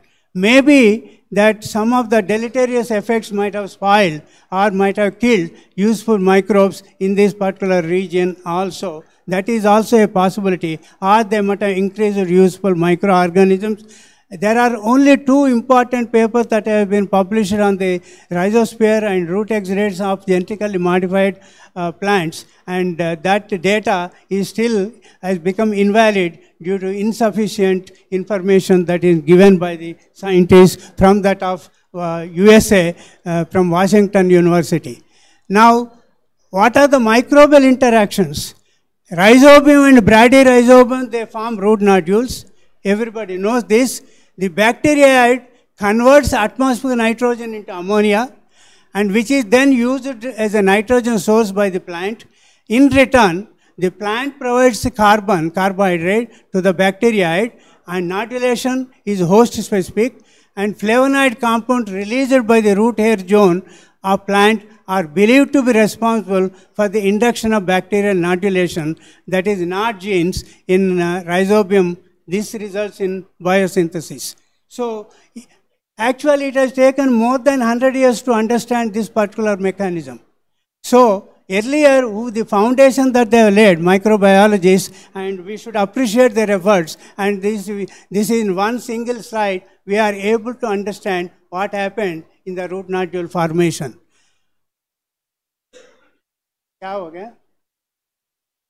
These are the root nodules. You can see rhizobium in the case of groundnut.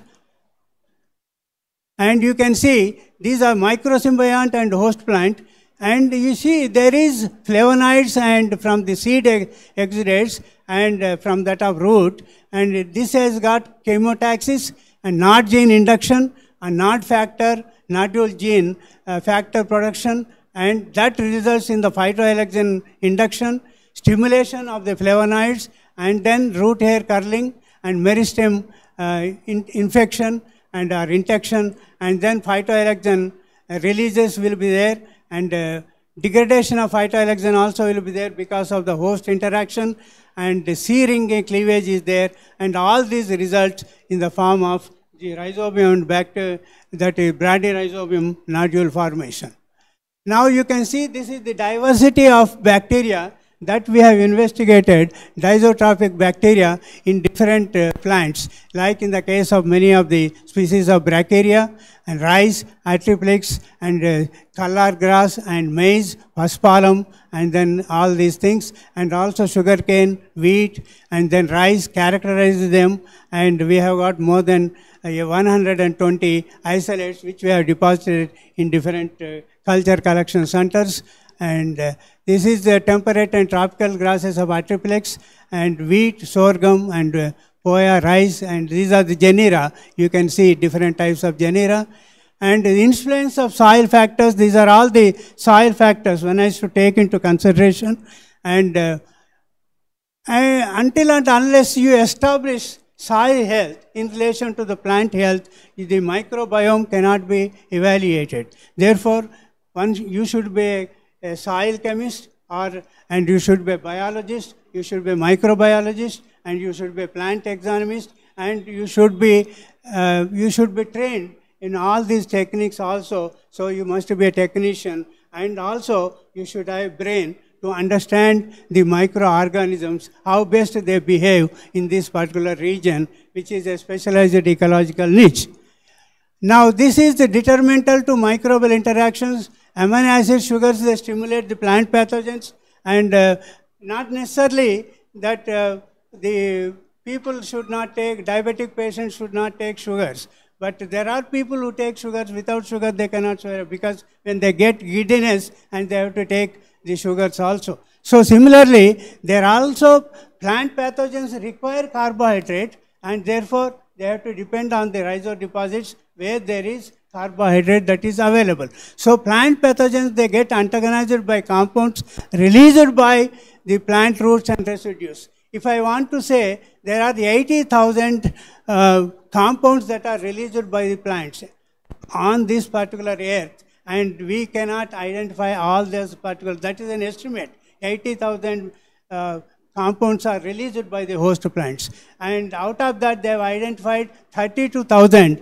And you know, as on today, we have got 132,000 microbial products which are sold in the market in the commercialized form, and that is the I must say, the biotechnology of these microorganisms and fungi. And you know that 15 billions worth of fungal products are sold in the market in the form of different forms, and that is the beauty of microorganisms and fungi. And the deleterious effects are that some of them, they inhibit the growth and causing the disease. And you see, I cannot go into this particular chart, but it may not be visible to you also. But sugars and polysaccharides, amino acids, organic acids, and then fatty acids, steroid compounds, growth factors, enzymes, flavones, and miscellaneous compounds like auxins and glucosides, ethanol, and all these things are secreted by the plant roots. And each plant differs in its root exudates, and if you compare whatever it is, wheat cultivars also, they get differentiated by means of the exudation. So the microorganisms associated with that rhizosphere zone also differ from cultivar to cultivar, plant to plant, and variety to variety, hybrid to hybrid, and all other things. So these are some of the organic compounds released by in the form of root exudates. Now root products are diffusates. They are the sugars, organic acids, amino acids, water, inorganic ions. Excretions are carbon dioxide, protons, electrons, and ethylene. Secretions are mucilage. You know that within the mucilage of the root, you will find millions of microorganisms. Within the mucilage also, nothing has been done about the role of fungi or bacteria which are there in this particular mucilage, and that is another area to be taken up. And electrons, enzymes, and siderophores. And with reference to India, I am talking about the secretions. Nothing has been done in our country. So root debris is another one where you can find these are the products. So the possible roles of these different types of root secretions are, they are fetchers, they are modifiers, they are ectoenzymes, they help in the acquisition of water, they offer protection against the physical stress, abiotic stress, and they offer against, that is the protection against biotic stress and protection against toxic elements, and also establishment of symbiotic relationship.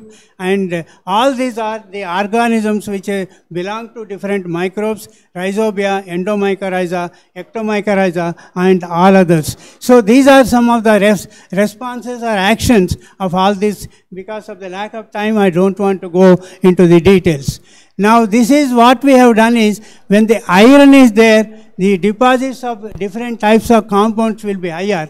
And in the case of iron, when it is less, then naturally the deposition, like that each element acts accordingly in this particular pattern, and the pattern will be different as far as the physicochemical factors and availability of macro and micro nutrients are available. So now I am coming to the PGPR, plant growth promoting rhizobacteria. This is the how best you can characterize them: phytohormones and nitrogen fixation, siderophore production, HCN production, fluorescent pigments, and ammonia, phosphorus solubilization, antifungal activities, and chitinase activity and competition. They play important role. And this is the PGPR, where you can see production of phytohormones and enzymes and secondary metabolites, and primary elongation, and all this, the root growth and the growth of the plant is dependent. And you can see here the mycorrhiza and all other organisms, and there you can see the nitrogen fixation, phosphorus solubilization, and siderophore production. I did not go into the details of phosphorus solubilization, and that takes a lot of time because that is a separate. Now these are the mycorrhiza, ectomycorrhiza and endomycorrhiza. These are the types of mycorrhiza. You can see ectomycorrhiza, arbuscular mycorrhiza, ectoendomycorrhiza, arbitide mycorrhiza, monotropide mycorrhiza, ericoid mycorrhiza, archidide mycorrhiza. Now there is one fungus by name Amanita varna, which extends its rhizomycelium up to 37 kilometers in the forest area. That is the beauty of the organisms. can we extend our brain cells to the extent of understanding of 32 kilometers? What is the flora and fauna existing there? The major factor here is that 80% of plant wealth is associated with ectomycorrhiza and endomycorrhiza. There is no plant without mycorrhiza. Mycorrhiza plays an important role in for the existence of the greenery and the plant wealth on this globe. This is an important aspect that has to be dealt, and this is how these are the types of mycorrhiza, and that has to be taken. This is what I told you about Amanita varna, which extends up to 37 kilometers. You can see this is Amanita phalloides, which is very toxigenic, which is poisonous, but it has got beautiful activities. Number one is it has got medicinal properties. Lot of alkaloids are used in the preparation of medicines. And then this particular fungus is also useful as an ectomycorrhizal fungus. And that is, it supplies, along with the root, it combines, it becomes symbiotic association and supplies the nutrients to the plant. That is the beauty of ectomycorrhiza as a symbiont. Then you can see many of these lacteria is another one, and then this is ectomycorrhizal association, and this is endomycorrhiza, that is arbuscular mycorrhizal fungi. You can see the beautiful photograph of arbuscule. This is just like the sucking the nutrients from that of the cortical cell and supplying to the whole plant. And whereas this particular one being non-chlorophyllous, the arbuscular mycorrhiza, they get the nutrients through this particular arbuscule and then supplies that carbohydrate to the fungus to survive. This is the beauty of all these organisms, and you can see without arbuscule there is no provision for the plant for the nutrition. And you can see this is the vesicle. Nobody could identify that the vesicles are very important in the development of the plant. And we along with Walker, we have published a paper that vesicle formation is essential for the plant because it has to stop the growth or stop the release of the toxins inside the root, and so that the plant can become healthy in due course of the time. That is what that has been identified, and we could find that there is also ATP generated inside the cavity. And this is the Glamora mycota, that is a new field which has become under classification, and no more these fungi are included in the case of zygomycota, but all these are included now as a separate phylum, Glamora mycota, and Glamus, Acalospora, and so on and so forth, they are used as biofertilizers. This is Glamus deserticola, and along with Dr. Rodrigues, we have done the experiment on this, and we could isolate the gene which is responsible as a biofertilizer, and that they are now applying to the plant in the form of biofertilizer in USA and other places. Now this is the Glamus fasciculatum, which is the indicator organism for the tropical climate. Arbuscular mycorrhizal fungal indicator, Glamus fasciculatum. This is now called Rhizophagus fasciculatum. Now these are the ectomycorrhiza can be grown. You can multiply. But arbuscular mycorrhiza cannot be grown under artificial conditions. The problem is they are obligate symbionts. Therefore, this is the root organ culture. Along with Terry, we have developed this particular root organ culture, which is now employed by the Terry for many of the plantations. But it is got a limited, that is a very costly affair. Therefore, people cannot use this particular technology. And now this is the plant. One important thing I would like to tell you is, these are the organisms and fungi where there is no necessity, because all of you know that mycorrhiza helps in the uptake of the phosphorus, many other minerals, and as well as it offers abiotic and biotic stress, and also it will be helping the plant health and plant growth and so on and so forth. But the beauty of this particular fungi is where there is no necessity of these nutrients, they are more associated. Parthenium is a weed. There is no necessity of any phosphorus or any nutrients for that, because one plant of Parthenium produces 80 to 90,000 of seeds. 80 to 90,000 of seeds are produced by one single plant of Parthenium. And there is no requirement of any fertilizer there. Now, biofertilizer, you can see, if you take the colonization of by AM fungi, Parthenium is 98%, teak is 40%, and sesamum is 50%. So, there is no requirement, this fungus is more. So, nature is such that the nature wants us to get them and tame them and then make the product for the benefit of the society. So these are some of the things which I have tested, and in the case of the plant growth, Aruna cultivar of castor and others, we have number of seeds have improved, they have been added, weight of the seeds has increased, oil content also has increased. We have done in the case of oil plants and establishment of all along with the coast of Visakhapatnam, we have established casuarina plantations, and so that the soil erosion will not be there. And more than 4,000 casuarina plantations we have established along with Frankia and as well as Glamis. So Glamis fasciculatum we have used. So this is how only pot culture is the only mechanism for arbuscular mycorrhiza for production of inoculum. And this is what you can see in the groundnut by inoculating Glamis fasciculatum, and this is without Glamis fasciculatum, mycorrhiza, these are the arbuscules.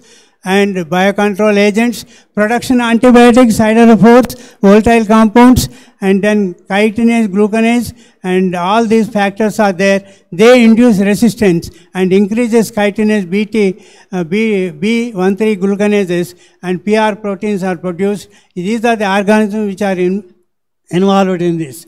So we have developed a technology for the massive cultivation of trichoderma. You can see the trichoderma is now we are giving to the farmers. With the help of IRI, we are able to manufacture this and then give it to the farming community. Trichoderma is a biocontrol arrangement. Pratibha Sharma is associated with us for this particular product, and we have got more than 8 species of trichoderma, which is used as a biological control agent. And this is some of the techniques which I have used. And then this is the growth PGPR. If you apply plant growth promoting rhizobacteria, Pseudomonas, the plant growth enhances. And then you can see, thank you very much for having given me. And so, if you look into the mirror, if you laugh, the mirror also will laugh. If you weep, then mirror also weeps. So, it is foolish on the part of the human beings to think that somebody will come to the rescue of our misdeeds. And it is all our deeds which makes our life more beautiful. But microorganisms, without any beauty, they have become much more beautiful than us. And they are playing an important role in our life and in the sustenance of future. And without microbes, without fungi, no life, and no future sustenance. I thank all the elderly persons, Professor Lavanya, Dr. Pandey, Professor Trivedi, Professor Yadav, Professor, all others who are there, and Professor Manik sir from this particular institute, and every one of you for having given me this tiny fungus, an opportunity. From Calcutta also, madams. Okay, thank you very much.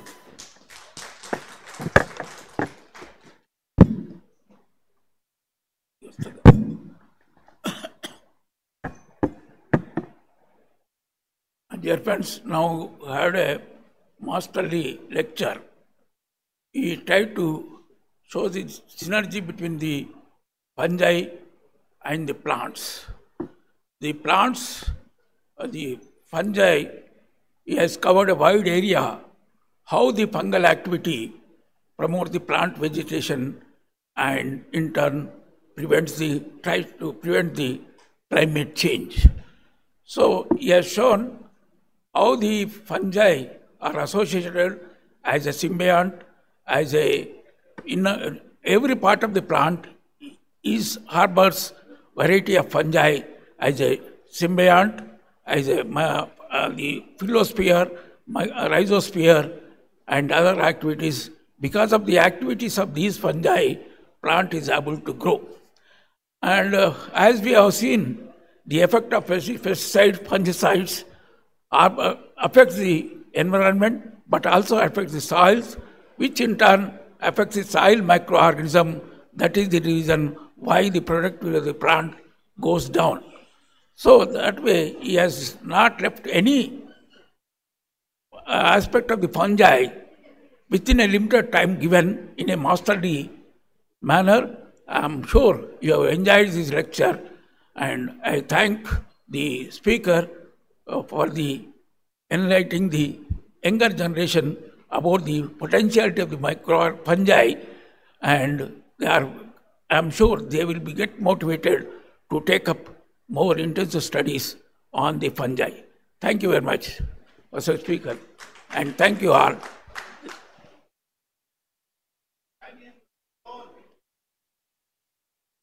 Sorry.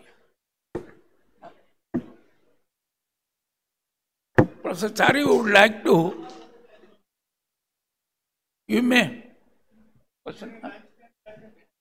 Okay. Thank you. Thank you, Professor Reddy. Thank you, Professor Manorachari. Before we proceed to the next lecture, there is another item on the agenda. I invite Professor Nirja Srivastav on the desk.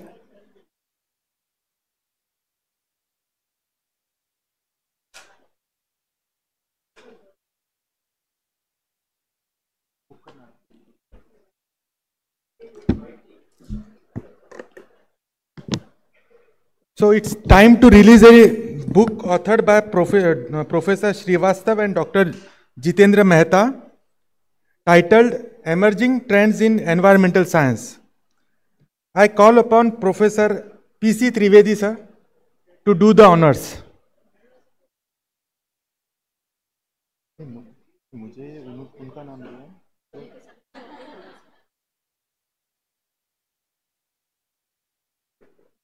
नहीं उनको आपने पहले बताया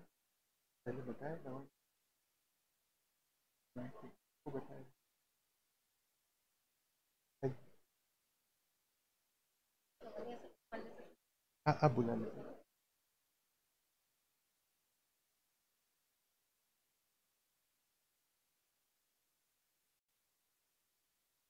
Professor S.R. Yadav sir, Professor Lavanya.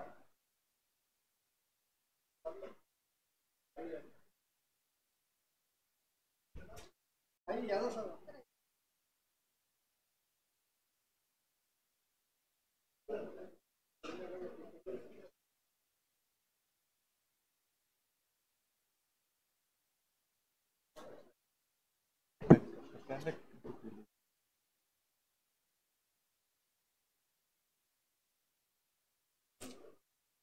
So I request dignitaries on the desk to release the book authored by Professor Srivastav and Dr. Mehta.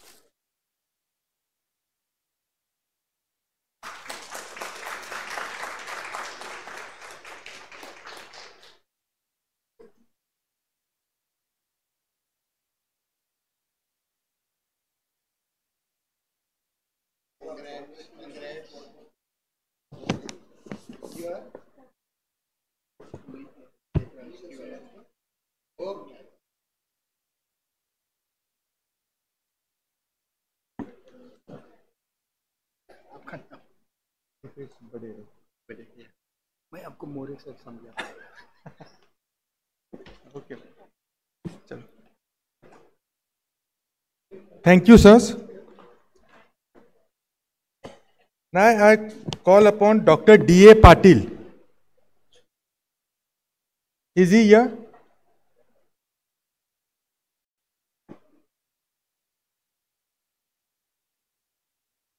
नहीं है.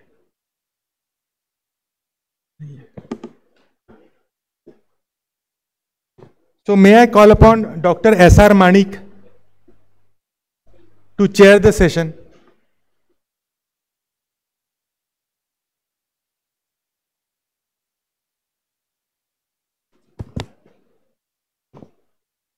So please.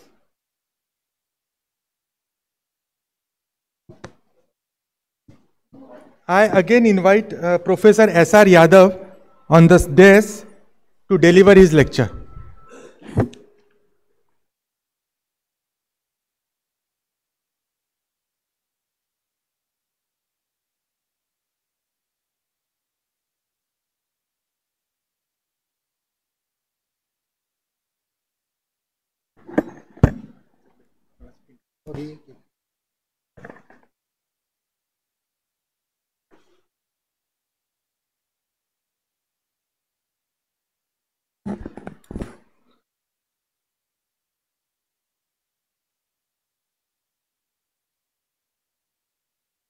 Honorable fellow delegates and our honorable speaker, Professor S.R. Yadav. In this August House, there is no one who cannot recognize the contributions of Professor S.R. Yadav. He has been all the time working in the field of taxonomy and publishing the floras, and even today, he is very much involved in the taxonomic work. And also, he is very much well known for his field work. Right in the field, he works day and night and work for the benefit of the biodiversity. It is the biodiversity that we want such type of taxonomic scientist. And even he is very much instrumental in developing the lead garden in the Shivaji University, Kolhapur. That again conserves so many number of species. Mostly I am confident that Barleria, isn't it, sir? Yeah, right. Barleria species here, Barleria germplasm is very much preserved and conserved in this particular lead garden, Kolhapur, Shivaji University, Kolhapur. So with this brief note, I request Professor Yadav sir to deliver his address. Thank you, Professor Manik sir. I am seeing very senior botanist sitting in front of me, and today I am going to say something. Probably I will have many questions in the end, which I will not be able to answer. So I will say this in the beginning. So we teach students microevolution, allopathic evolution, gradual evolution which takes thousands of years. But on this earth, at the end of every mass extinction, there is a mega evolution, right? And from dinosaurs, so many organisms, dinosaur disappeared and many organisms came. How that diversity was achieved on this earth? With this gradual speciation, is it possible to have so many species on the earth? Answer is no. So people have said about mega evolution or adaptive radiations which have led to mega evolution. Now, today also, we are in the age of mass extinction. Everybody talks, this is the 6th mass extinction taking place. What could be the mechanisms for evolution of many species? Many of them may disappear, but some of them will survive. And something like that, it comes to my mind. And whatever, in addition to my taxonomy, I am trying to do something in cytogenetics also. Not genetics, some cytology part. And that is what I am going to present today. Now see, one thing, monocots. Monocots is a group now placed after basal angiosperm. And in monocots, we have family Apanagiotaceae as a basal family, which has apocarpus condition. So that is one thing. Basal monocot, it is a basal monocot in which I am doing some work. Significant diversity and variability of each species. Remember that yesterday some student was asking, sir, is there variability in species? I said, you are also Homo sapien, I am also Homo sapien. I can count 100 differences between two. Can you take us two species? I said, no, sir. So every species has variation and great variation, especially aquatic plants. Sexual and vegetative reproduction. Our plants, they are blessed with vegetative propagation. And many of the species survive through vegetative propagation, and that way plants have advantage. Then another mechanism, apomixis. Why I am saying apomixis? It has concern with my talk.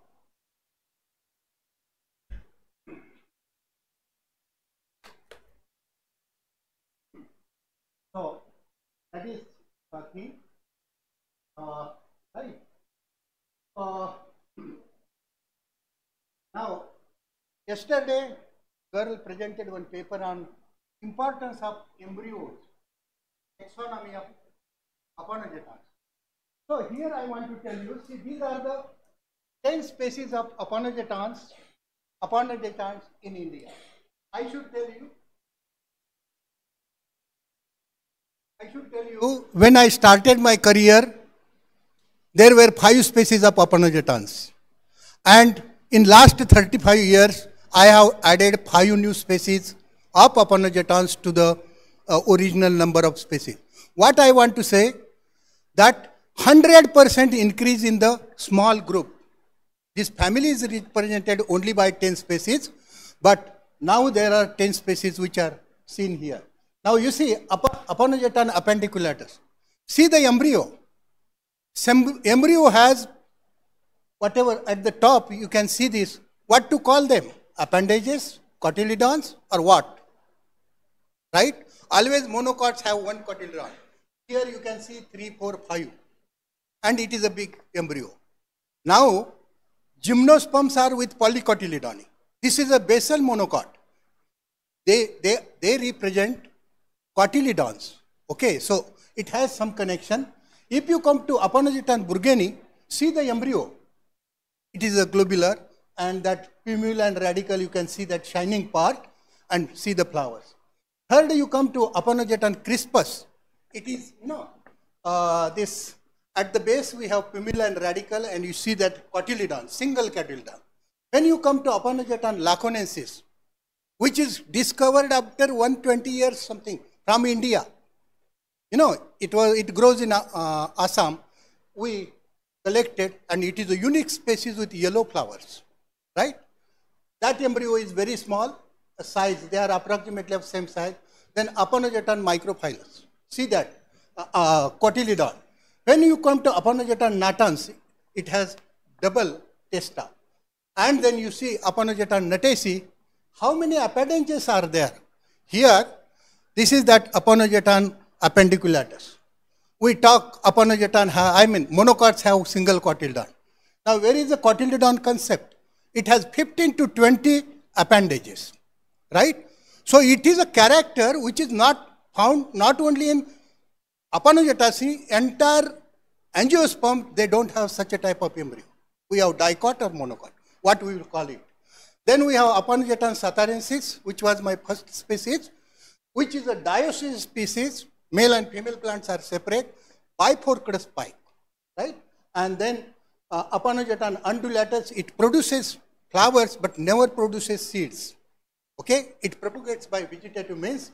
And last one, Aponogeton wolfgangianus, you can see this embryo which has again 2 to 3 cotyledons at the base, radicle is coming out.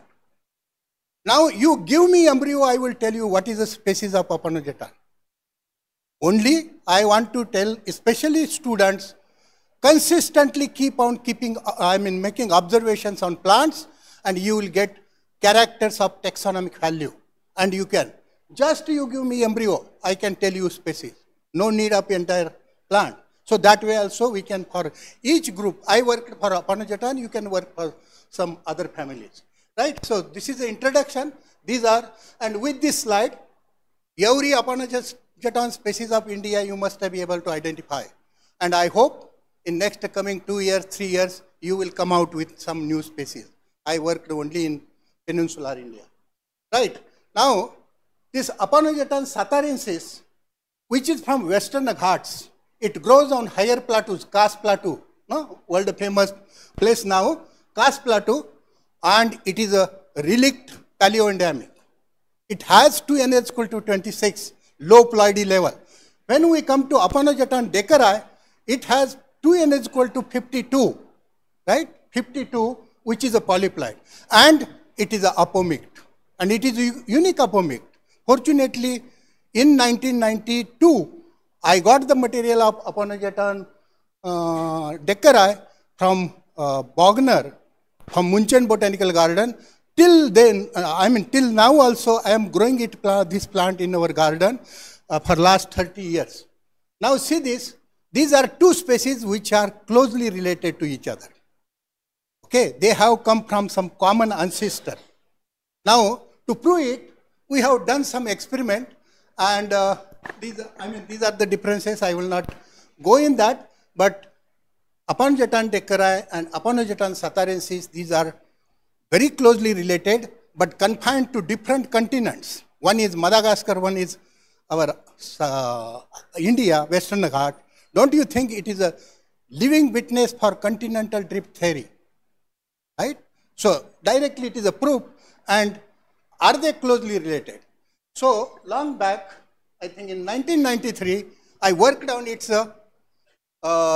mechanism of apomixis in Aponogeton deckeri. That time, I was not an embryologist. Somehow with microtome, I tried and did something.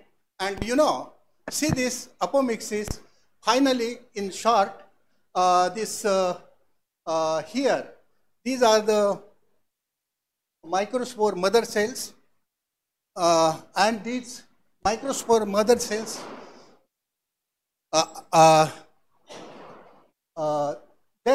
they remain for a long time, and these chromosomes remain scattered in that cell, and then they form a restitution nucleus, and then after 2 mitosis, it produces diploid embryo sac, including egg. Egg is diploid, and it develops into normal embryo and gives rise to seed without pollen grain, without male plants. That was the mechanism described. Why it is important? That a synaptic meiosis, what we call, that was the reason, and through that, this species is growing very well, and we are able to maintain. Now, see this Aponogeton.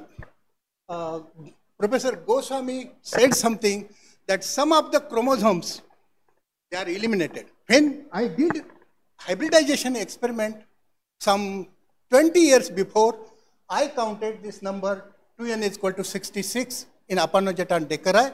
Then I crossed with Aponogeton satarensis, and then we saw that meiocytes of male plants showed 50 to 55 univalent, 10 to 11 bivalent, something like that. That was the initial work. Then I left to Goa, then I went to Delhi. Work was left there only, so I did not go. Let us come to next thing. Now, during what I am doing at this, all senior botanists you have seen, at this age also they are working day and night, and now also I am working doing this hybridization work. Hybridization. Now, I try to cross Aponogeton deckeri with Aponogeton satarensis. Now, satarensis is a sexual species which gave gametes with 2n is equal to 13, and that cross we made, and we got 3 kinds of plants. Okay, reduced n egg Aponogeton satarensis. Then again, these plants, F1 hybrids I got. Now see the number here. It is a 52. That is 13. It comes to 65. Then this male was crossed with female of Aponogeton satarensis, and we got the BC1 hybrid, which has 2n equal to 78. Now this is a story. This is the hybridization which has been done, and then let us see. So same thing is shown by chart how it has been done. Right. Now let us see what is the thing. This is Aponogeton decari. This is Aponogeton satarensis, and see this Aponogeton decari plants apomicted. Second one is Aponogeton satarensis male plant, Aponogeton decari, satarensis female plants, and this is a F1 hybrid. F1 hybrid, okay, and this is BC1 hybrid.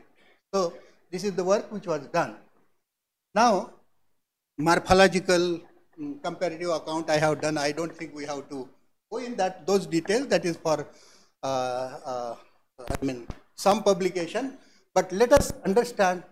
Now these are the chromosomes. Satarensis female, Aponogeton satarensis female, satarensis male, decari apomicted, F1 hybrid and F2 hybrid. All chromosomes here. These are the plates. So we have satarensis 26 chromosomes. Gametes will be of 13. Then decari 52 chromosomes and F1 65, F2 BC1 65 78. Right. So this is what was done, and now I studied pollen morphology also. Lot of pollen diversity is seen.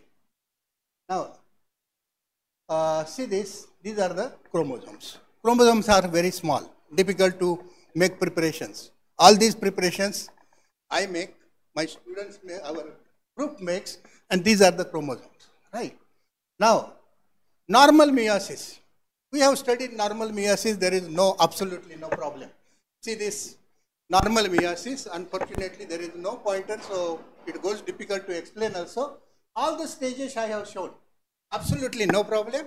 99% pollen fertility. Everything is normal with Aponogeton satarensis.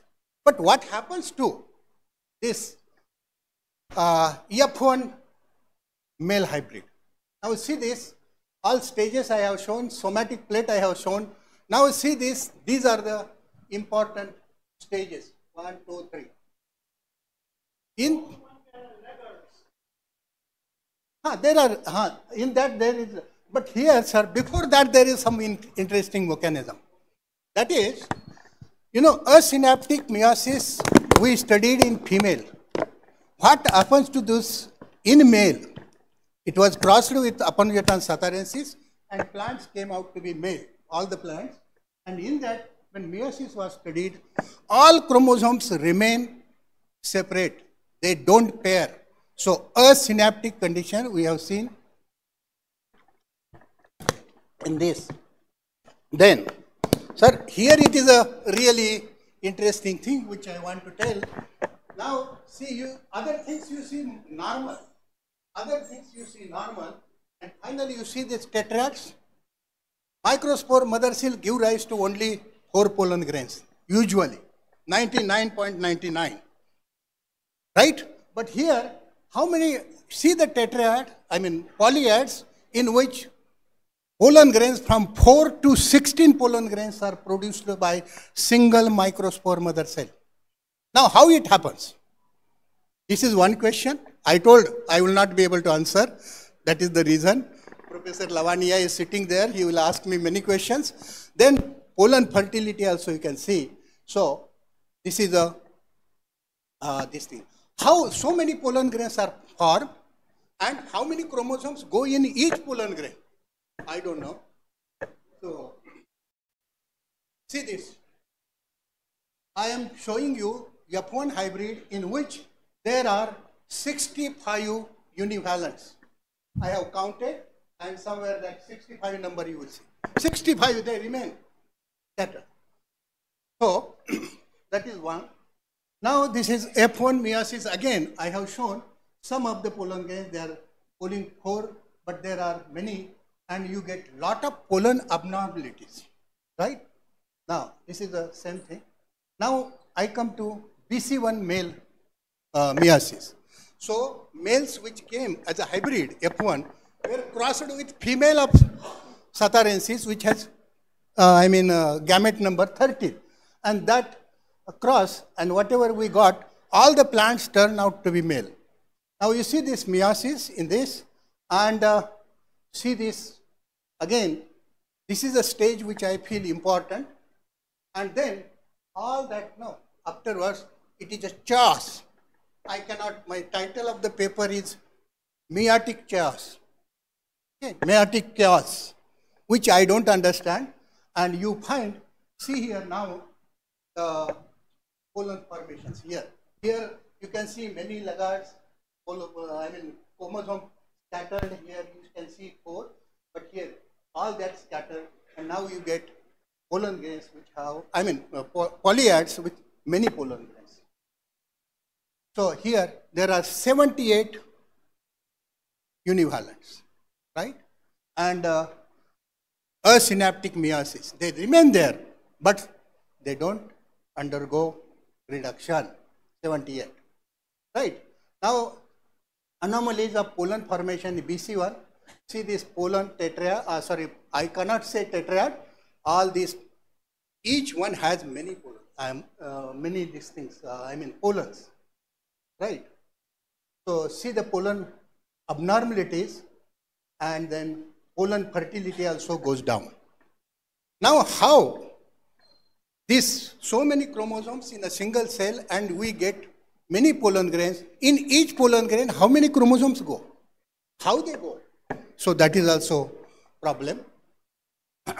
Okay, so these are, first thing, pollen number 4 to 12, or it goes up to 16 in a pollen polyad. Then in BC1, it is 4 to 12, but in Satarensis it is normal. Then 50% pollen fertility in BC1, and then size classes, again, if we see the size classes, Satarensis has size classes, 89% of pollen grain have 10 to 20 micron pollen grains. But when you come to hybrid, that size is increased, but in a BC1, again size is decreased. So these are some observations, but anyway, right. Now question is that suppose that 78 chromosomes, they get distributed, they get scattered throughout cell, and irregular wall formation takes place, means each pollen grain will have different chromosome number. In case, if these pollen grains fertilize carpels, all those individuals will have different chromosome numbers. I am yet to test. I am doing it. No, I am doing it. That is, sir, our already prejudiced mind that this will not happen, but it happens. I will come with evidences in next year. I am doing it. If I show you plants with different chromosome numbers, you will have to agree with me that yes, different pollen grains have fertilized different eggs. They have different chromosome numbers. Anyway, so that is what, this is one of the reason probably mega evolution will, in this age of climate change, temperature increase, there are many meiotic abnormalities which will lead to the lot of variations. And you see these male plants, see sir, these are hybrids. You are seeing those black things are ovules, they are out of ovary.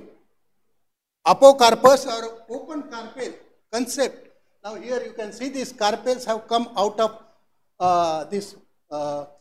ovules have come out of the carpel. They are open carpel, which is a very primitive condition.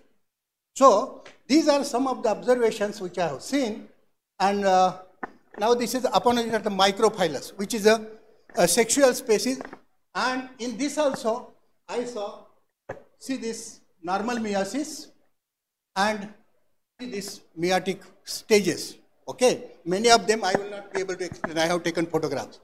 Lavanya sir will help me in analysis. Now you see here, all these chromosomes, they are scattered like in this cell, right? And then after that stage, you see they are scattered, and then you get polyads like this with different chromosome pollen grains, right? So how it happens? It is a simultaneous type of division. At the end, only wall formation takes place, and different number of probably chromosome is included in different pollen grains. So this is in Aponogeton microphilus. Similarly, we are seeing in some other plants these mechanisms. There is a need to study meiosis in different plants. With this climate change, probably there are a lot of changes taking place or meiotic abnormalities happening which may be responsible for mega evolution. And that's why I call it as a meiotic storm. Okay, storm is only not that which we see with the eyes. Our microbes, there is also storm. Similarly, here also there is a storm, and this storm probably because of climate change it is happening, which will lead to again mega evolution or adaptive radiations in the plants. So see the foliates and with pollen grains. So lot of work needs to be done.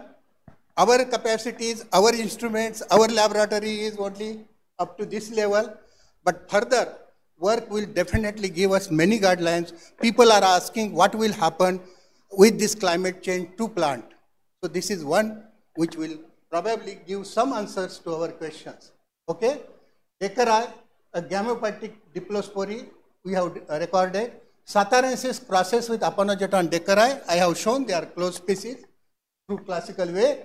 Process between deckeri and Satarensis produced 3 types of plants. F1 males also cross with Aponogeton Satarensis, and all the BC1 turn out to be male except for one which was apparently sterile female. A synaptic meiosis was observed in F1 BC1 male plants. Various meiotic stages were normal except for number of pollen per MMC from 4 to 12 or more.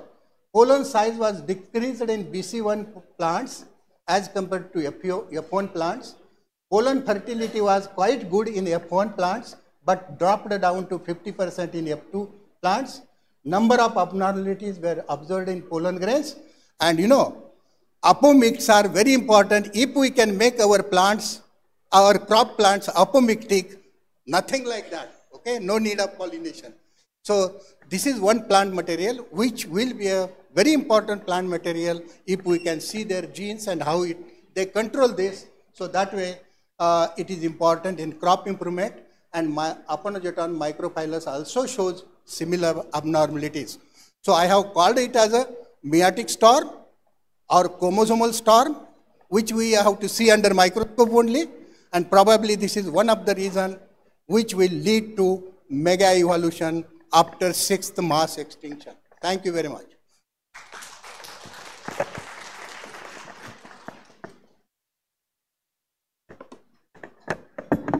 I will have many questions.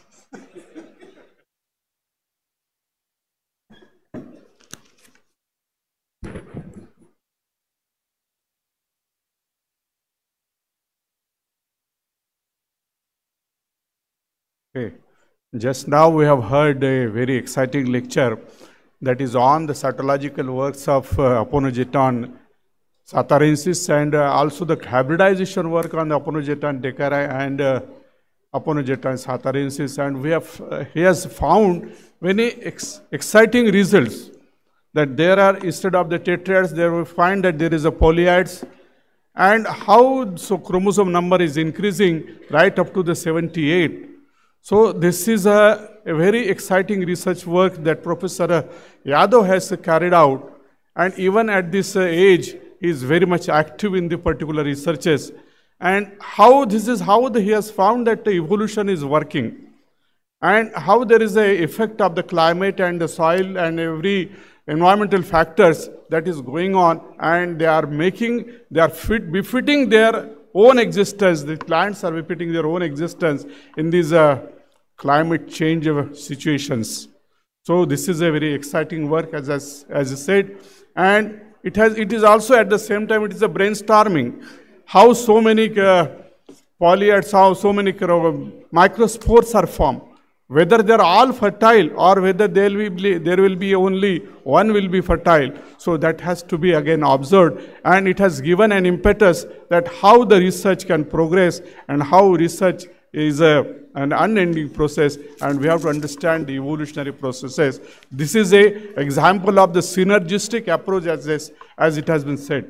It is the synergistic approach or the interactive approach has to be taken in the different branches of the botany, in the different branches of the plant science. If somebody is having... Orchids are also considered as one of the most beautiful flowers in the plant kingdom. They are also considered as the most intelligent plants in the flowering kingdom. And they are also the most patient flowers in the flower kingdom. Because they have got a specific pollinator, and they will wait for the specific pollinator to pollinate it. And that's why they are one of the most patient flowers. And some of the orchids, they do not offer anything to their pollinators. And that's why, and many of the orchids, they are mimicking sexually with the female of the other insects which pollinate them. And that's why I call them as one of the most intelligent flowers in the plant kingdom. The orchids mostly grow in 4 types of habitats. Either they are terrestrials, or they are epiphytic, or they grow in some wetland-like habitat, or some orchids they grow in a specific habitat. They are lithophytic habitat. Okay. Now I have collected certain terrestrial orchids from these localities, like Habenaria roxburghi, Zeuxine statumatica, Eulophia nuda. I worked on Habenaria of Maharashtra, especially some in vitro multiplication of some orchids. Then I have also collected some orchids from other parts of Maharashtra. This is Eulophia nuda, Peristylus constrictus. Then we have got a good population of Geodorum densiflorum in our area. Then we have got very few populations of Habenaria grandifloriformis.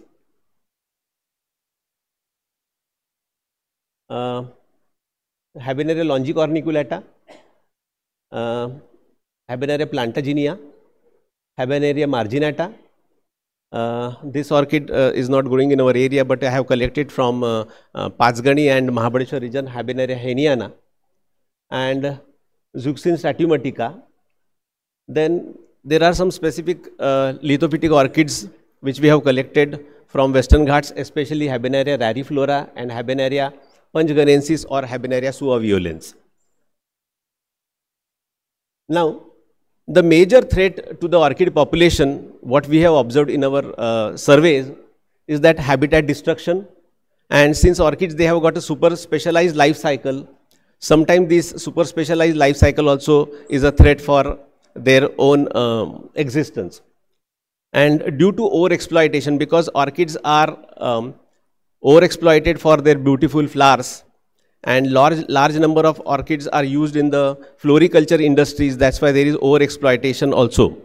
Then few orchids, they have got medicinal potential, especially Eulophia nuda, which is called as Amarkand, and in our area it is given it is given as anti-cancerous plant, and its adulterant Geodorum densiflorum is also used. So there is unscientific collection of the plant from our area, as a result of which the population has drastically came down in Madhya Pradesh as well as in Vidarbha region, where it was growing profusely earlier. Now when we searched for Habenaria punchganensis, we have searched everywhere in Panchgani region, but we could not find individuals of Habenaria punchganensis from Panchgani region, because now that area is now commercialized, and many of the habitats of these orchids are converted into some other hotel industries are being developed there, so the habitats are being disturbed there. Then due to road widening also, due to conversion of wetlands into other areas, the habitat is being affected. Then grazing is a major problem, and that's why we have observed that majority of the orchid species, they also are being grazed during the flowering season. These are our observations. I have told you about Eulofia nuda. Earlier we had a good population of Eulofia nuda in our area, but due to indiscriminate collection for its medicinal use, the plant has been reduced to only few individuals. Earlier we used to get Eulofia nuda in Medghat, but now there are very few sites where this plant is available. Now there can be several measures for conservation of plants. Either it can be in situ conservation or it could be ex situ conservation. In the in situ conservation, one can go for habitat protection, habitat restoration and creation of awareness among the people so that the people can collect the plant in a better way. Then in the ex situ conservation, we can grow these plants in the polyhouses. Then when we had collected the plants for ex situ conservation, we seek the permission from the forest department, and the forest department granted us the permission to collect only 25 individuals from the area. So we brought these plants to our locality. We also ensured that we are also collecting the mother soil so that whatever microbiota which is associated with these plants is also coming to our area. Then in our area, since the pollinator was not present, so we performed artificial pollination experiments in these plants. Then we went for in vitro multiplication experiments, and whatever plants which we have generated through the tissue culture experiments, we had restored them in their natural habitats. Now these are the plants which we have collected by seeking permission from the forest department, and this is the survival rate. Then we perform artificial pollination experiment. In Orchidaceae, the pollen grains are covered by anther cap, the pollinia is covered by anther cap, and unless and until the proper pollinator comes and removes the anther cap, the pollinia is not exposed or the pollinia is not seen. So it is presumed that the plant favors for cross pollination.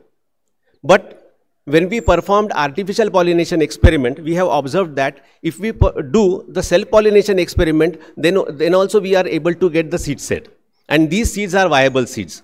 So we performed the experiments in such a way that the cross pollination and self pollination was done, and these are the results of self pollination and cross pollination experiments. Now I had a project from Ministry of Environment Forest on Habenaria panchganensis. So I had collected some individuals we grew in our area, and some of the individuals we had to pollinate there. And we were basically interested to know that whether the artificial pollination experiment as well as the natural pollination experiments, if there is a natural pollinator in the area, or if the pollinator is not there, what is the percentage of pollination or fruit set. So we performed artificial pollination experiment at Karsubai, where we could find the largest population of Habenaria there, and few of the individuals which we bought from Karsubai, they flowered in the next season. For them we have performed the artificial pollination experiments, and these are the results. We could get 77% success rate there. Then this is the data of artificial pollination as well as natural pollination. When we went to the site, we had marked some of the plants, and these plants were tagged. To observe the natural pollination, we have counted the number of scapes, number of flowers per scape, and in the next season we went there to see how many seeds, how many fruits have developed or how many capsules have developed, so that we could get the data of natural pollination. And we had the data of artificial pollination, and we have observed that almost in majority of the cases, the data with the natural pollination was matching with the artificial pollination. But there were certain species in which we could not get success in the artificial pollination. The reasons we are not able to know. But when we tried artificial pollination in some of the orchids, we have observed that the stigma is receptive for almost 15 days. where we have performed several experiments from 1 day to 15 days, how many days the stigma is remaining viable, and then we have observed that the stigma can remain viable, or it can receive pollen grains and fertilize for 15 days. So we thought that maybe there was something wrong from our side, so we could not get artificial pollination in some of the orchid plants, or maybe they require some specific conditions also. Then we tried tissue culture experiments for in vitro multiplication. We have tried 6 media, BM1 Knudsen C Lindemann orchid media, Malmgren modified terrestrial orchid media, Murashid and Skog, and Vassen and Wendt media. The orchid seeds, they require a specific fungi for their growth. The seeds are very minute, they are microscopic, they are without any endosperm, and probably the seeds are released at the globular stage of the embryo. And unless and until a specific mycorrhizal fungus it infects the seeds, the further growth and the further development of the embryo does not take place. So first the development of the embryo will take place, and then the embryo, then the seed will germinate. So for a tissue culture experiment, we went for asymbiotic seed germination experiment instead of symbiotic seed germination experiments.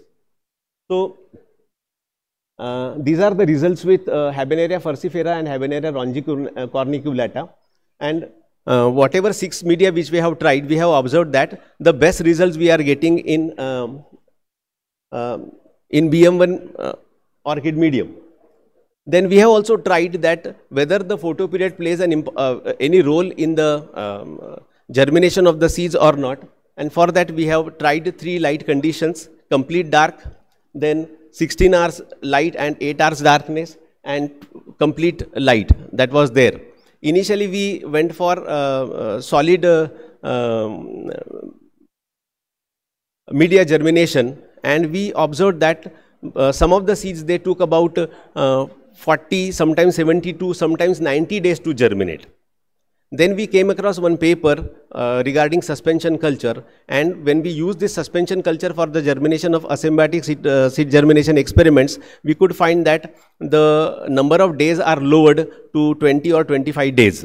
So we performed our experiments in the liquid media only then later on, and when the seeds, they germinated, then we transferred those seeds to the solid media. Then sometimes it has been observed that the seeds, they undergo dormancy, and sometimes the seeds, they are covered with lignin. The seeds are covered with lignin, and they are hydrophobic seeds. So if we put these seeds in the liquid media, nothing is going to happen, they will not swell at all. That's why little treatment of sodium hypochlorite is required. So we standardize the dose and of sodium hypochlorite, and we could find that if we have a 5% sodium hypochlorite treatment which is given for 15 minutes, then we could get 80% germination there. Then these are the viable seeds which we have observed after giving treatment of TTC. Then in Habenaria panchaganensis we have also tried several media, and we found that the BM1 media and the MM1 media was giving the best results. But then we later on proceeded with BM1 media for the further growth. Now when we used different phytohormones for the growth, we have observed that the best results we are getting in the concentration of BA 3 milligram per liter, we could get the maximum germination also. So these are the results. In the first slide you can see, in the first photograph you can see that the seeds, they are swollen in the liquid media, then they were transferred to the solid media. Either they will produce callus or they will produce directly the protocum like bodies. Then these protocum like bodies were then later on transferred to the another media. What we have observed regarding the terrestrial orchids was that these orchids will grow better, the vegetative growth will be better during the flower, during their season only. If the season of the orchid is from June to August, the leaves will come in the culture room only during that period, and rest of the period only the underground portion will develop. So the plant was showing the same type of result like that of the nature. Yes, sir. Now, these were our observations. Yeah. Then these are the successive stages of the protocom development. When we develop the complete plant, what we have observed that if we reintroduce these tissue culture plant, the survival rate in the nature is very less. Then what we did that during the non-flowering period or during the non-growing period, we increased the concentration of sucrose in the media. That has enhanced the underground portion of the plant, that is either bulb or the corm.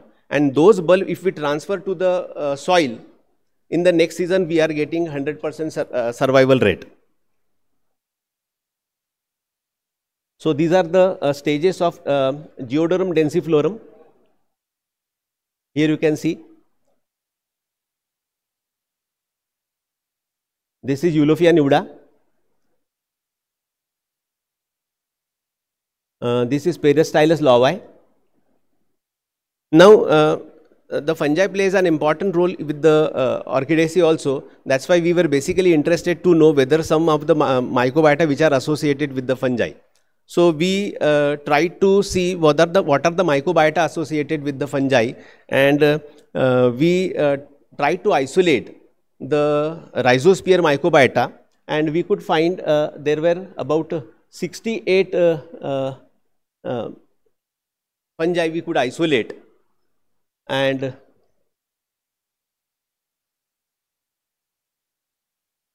these are some of the cultures of these fungi. Now the question was that whether the fungi, they are area specific or they are species specific. So we collected the same species from 2 different locations or from 3 different locations or from 4 different locations, and we tried to assess the mycobiota associated with these roots. And we have observed that if we are collecting the fungi from 2 different locations, though we are getting same type of fungi, but some of the fungi may not be present in that area. Then the second question was that whether these fungi, they are associated with the soil or whether the fungi, they are associated with the plant. So we have also searched another orchid species to see whether the same type of fungi are associated or not. Then these are the fungal species which are associated with species of Habenaria. Maximum 53 fungal isolate we could find isolate from Habenaria foliosa, and minimum 21 from Habenaria rariflora. We have also performed the phylosphere phyloplane analysis also. Again here also Habenaria foliosa showed maximum 34 species, and in Habenaria rariflora 12 fungal species we could isolate. Then we were basically interested to know the endophytes which are associated with this fungi, and we have collected different species of Habenaria from different locations, and we have observed that there is one common species, Amerosporium, which is common in all the species in all the areas, but the other species, they are varying, but almost some of the species, they are the same. Then the next thing was that whatever plants which we have generated, then to reintroduce these plants in their natural habitat. So we chose Karsubai as a place to reintroduce Habenaria suaviolens or Habenaria punchganensis. So we collected 324 bulbs, and we selected such a spot there where there is no population of Habenaria, and we have planted our bulbs there, and in the next season we have recorded how many plants those are coming out, and we could record 319 plants they came out. In the subsequent years also we went to see the population, but later on after Corona we could not record the number of population from that locality. These are some of my associates who are associated with the collection of plants. Some of them have helped me a lot. Dr. Uma Thakur, she has done maximum work on tissue culture. My student Dr. Rituparna, She has worked on mycobiota associated with Eulophae nuda and Georodon densiflorum. And my student Ankush Kayarkar, he has worked on the mycobiota associated with the species of Habenaria. I am thankful to Professor S.R. Yadav sir, R.V. Gurav sir, Ram Ghane sir, N.B. Gaikwad sir, because they have helped me a lot during my collection near Western Ghats. And I am also thankful to Ministry of Environment and Forest and Climate Change, UGC, and my own university for providing financial support for this research work. Thank you very much.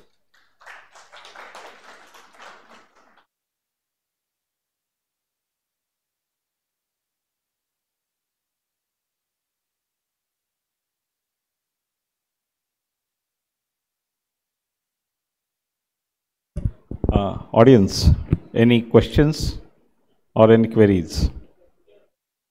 Yeah.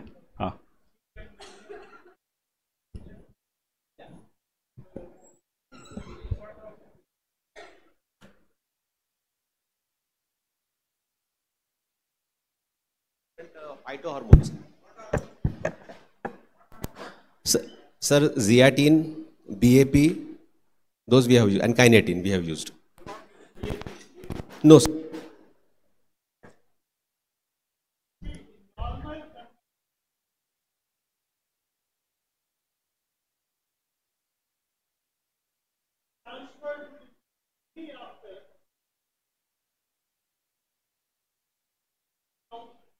That we have done, that we have done, that we have done. Yeah, that we have done, that we have done already. But what we have observed that when we transfer these plants, tissue cultured grown plants, in the survival rate is less. And since our plant was giving better results during the non-growing season, as far as underground portion was concerned, so we took that advantage.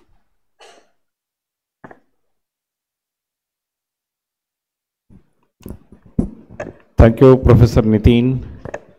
Professor Nitin has already delivered a lecture especially for conserving the terrestrial orchids of Vidarbha region.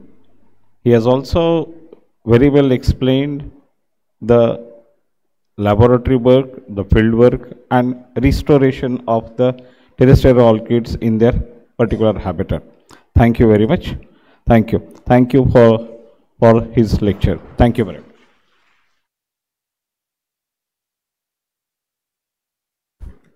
Thank you, Professor Rawade and Professor Dongarwar. Now for the next lecture, I call upon Professor P.C. Trivedi, sir. So please, to chair the session.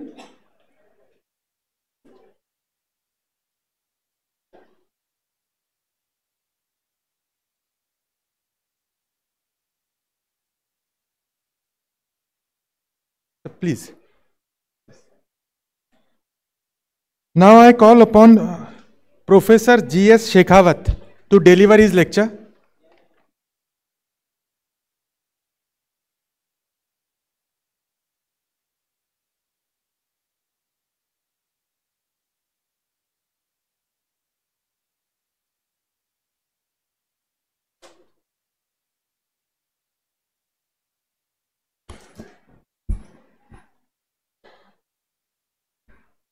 I am happy to introduce Dr. Shekhawat. He was our student in the Department of Botany, University of Rajasthan, Jaipur, and he also completed PhD under the supervision of Professor Amla Batra, and he started his career as a faculty member at Vanasthali Vidyapith. And presently, he is a professor of botany at Jain and Vyas University, Jodhpur. He has published excellent research papers having high impact factor, H index, and he has visited many countries for his postdoctoral work. Last year also, this year I think he was also in the European countries for his collaborative work.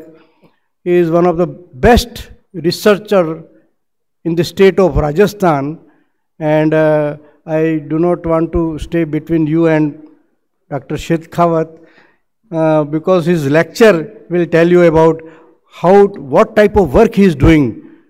So I invite Professor Shekhawat for his lecture. Thank you, Professor Trivedi sir, for generous introduction. And the best part of my presentation is that it's the last presentation of this technical session, I guess. So thank you very much. And I thank to the organizing committee to giving this me opportunity, the president of the IBS, Professor N.K. Dubey sir, Secretary Professor Sesu Lavania sir, UC Lavania sir, A.K. Pandey sir, Manorachari sir, Reddy sir, Y. Vimla ma'am, so everybody, all the office bearer of the society, and all the young scholar and faculty members. So when we talk about the, so in morning we have number of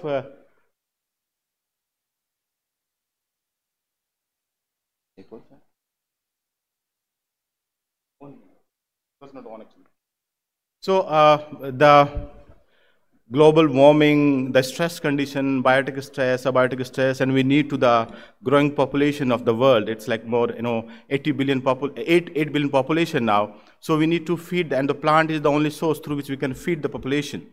So what we can do, we have to work, in the synergistic way, as we have the title of the conference, the synergy between the plant and the biotic stress. Plant and the abiotic stress. So many people are working with the different type of the stress, how we can use the biotic resources to the growing yield, and in the many ways, it's maybe the horticulture crops, it's maybe the agriculture crops, maybe the floriculture crops, so in many ways.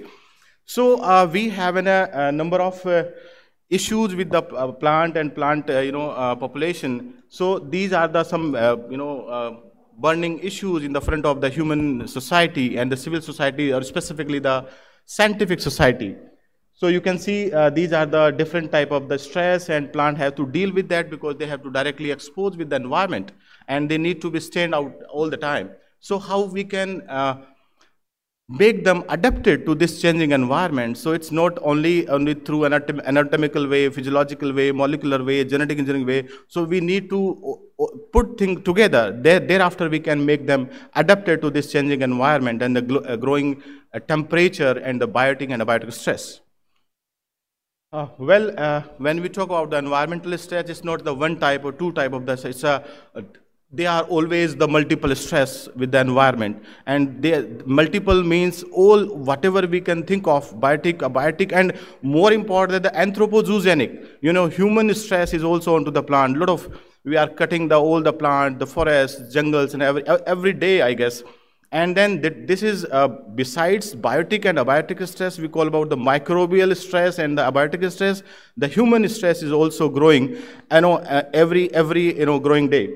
So basically they are the 3-4 category which I address in this presentation. So the biotic stress and abiotic stress directly lose the photosynthetic pigment into the plants, and they are the degradation of the chlorophyll, then they decline the enzymatic activity, seed germinations get affected, obviously the plant vigor and yield also is affected. The most important part is the ROS generation. This ROS generation we can tackle by just to upregulate some enzyme, upregulate some proteins into the plant, so that we can tackle this problem by simple little bit modification in the physiological pattern. So these are the one.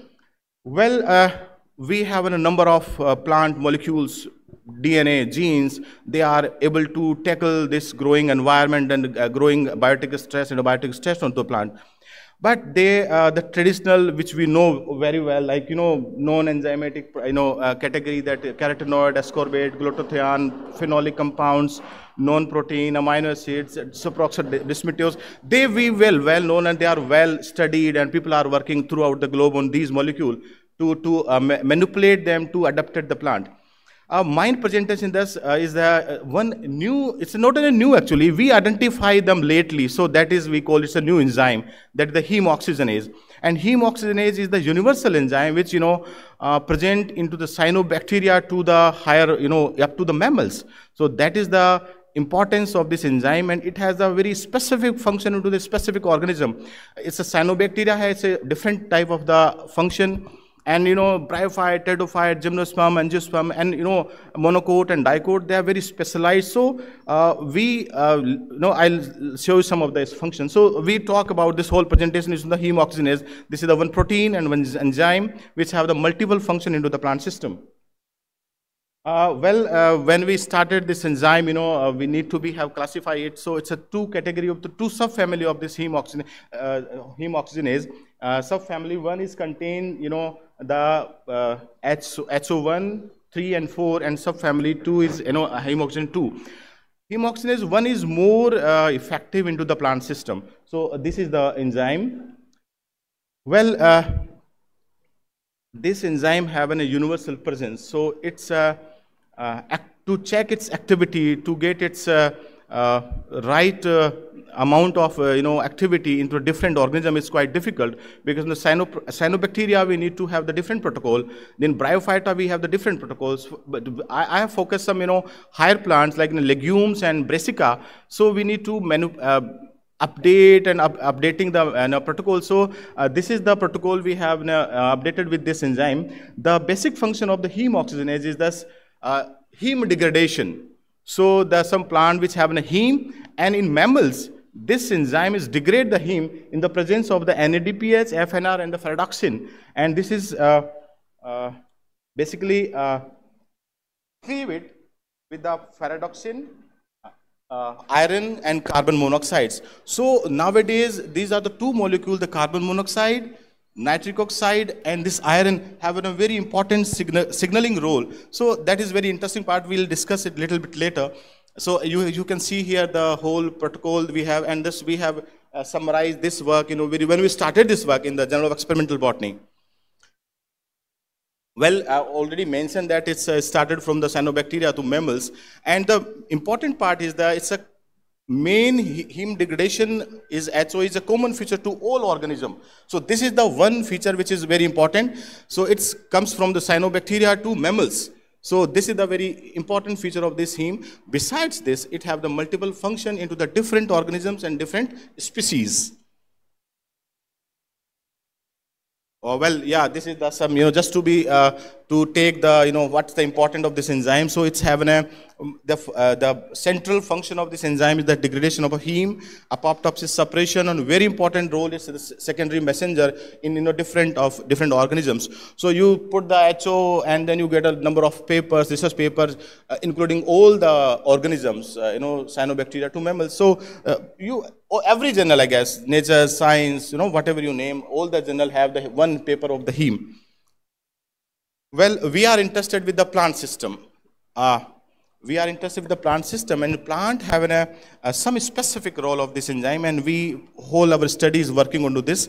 One is we established its role when we started working as an antioxidant, because it helps the plant to survive in some specific stress, like we have chosen metal and salt. And besides, it's also may work with the biotic stress, and anybody can take it, and it's in a new, so the scholars may have the advantage of the publication. So whatever though it's a new with the biotic stress, so they can take it as their research part of it. Thereafter, then it's a role as a signaling component. So this enzyme play a very important role as a signaling component with the carbon monoxide. And interestingly, this carbon monoxide is also having a role in the animal system. So we'll conclude this part later on. Then phytochrome chromophore synthesis. I may float an idea with all the botanists here. In the plant, this molecule play important role in synthesis of the phytochrome chromophore. It's before chlorophyll. It's a unit which just before to the chlorophyll. And in animal, it's degrade the hemoglobin, and it's liberate the carbon monoxide, iron, and porphyrin ring. So it's a contradictory role of this molecule is in synthesis of chlorophyll into the plant and degradation of the heme into the animal. So it's an evolutionary significance. So I've discussed with some of my friends working with the animal science. So they told, how it has happened. The same molecule with the same sequence of gene they have two different roles, the two different organisms, and the contradictory basically. So they said it might be because of the ambience of the cell. Animal cell have the different ambience, they have different signaling components, different pH conditions, and different requirements. So that might be the one reason. So we have a different role of this enzyme. So that is the one idea, and anybody who are working with the evolutionary biology, they can also took this enzyme, this molecule for the study, because it's not much study about the evolution. Yeah, we also have some review paper onto this when we started work with the top one of the Russian scientists who working with the Russian Academy of Sciences. So we have summarized its role into this paper. Well, and besides in generalized role, this has some tissue specific role, because plant is the root is the different environment, shoot, leaf, flower, and different parts of the floral. So they have so we have chosen 2-3 important, because we are working with the leaf and shoot and root sometime. So the leaf have the protection against the oxidative stress. In root nodule specifically, because heme part is more prominent into the root, specifically the plant, those have the symbiotic association. So in the root nodule, they have a leg hemoglobin, and this enzymes play some important role there in that particular area. And the seed germination, it's a inhibit of the seed germination to salt stress and elevation, and phycobilin synthesis. So these are the tissue specific role. Professor Matthew Terry is working in the Southampton University, and he is working, it's a localization, because it's also, they suggested this molecule spread into the mitochondria and chloroplast also. In mitochondria, there's not much research about this molecule, but the chloroplast they have suggested with the, in the 14 they have paper, and they mention the localization of the chloroplast. So we did, we take the idea from there, and we check that it's a cytoplasmic presence as well as the chloroplast presence. So we did this experiment, we'll discuss a little bit later.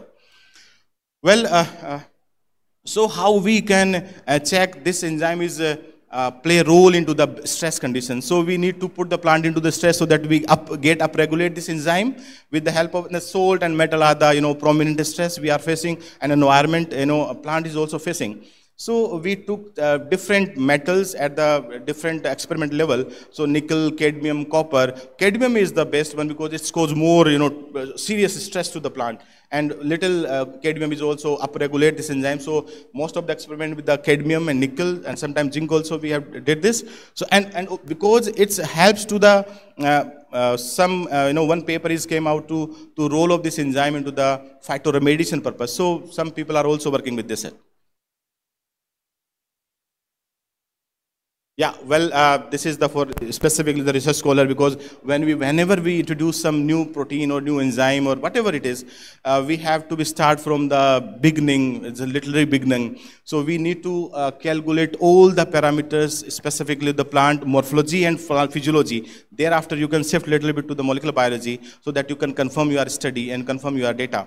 So these are the basic fundamental, we have go for the physiological and biochemical data, and then the morphological data, and all the possible, whatever we have a facility in our laboratory for the physiological study, we did all the possible enzyme activity and put onto the table, and then linked with this heme oxygenase, how the catalase is linked with the heme oxygenase, how the SOD is linked with the heme oxygenase, how the MAP kinase pathway is linked with the possible. So we produced a lot of physiological data basically, and thereafter we identify some specific enzyme and the group of enzyme which play with the heme oxygenase, and with some are not play with the upregulate and downregulate with the heme oxygenase. That's the right term, I guess.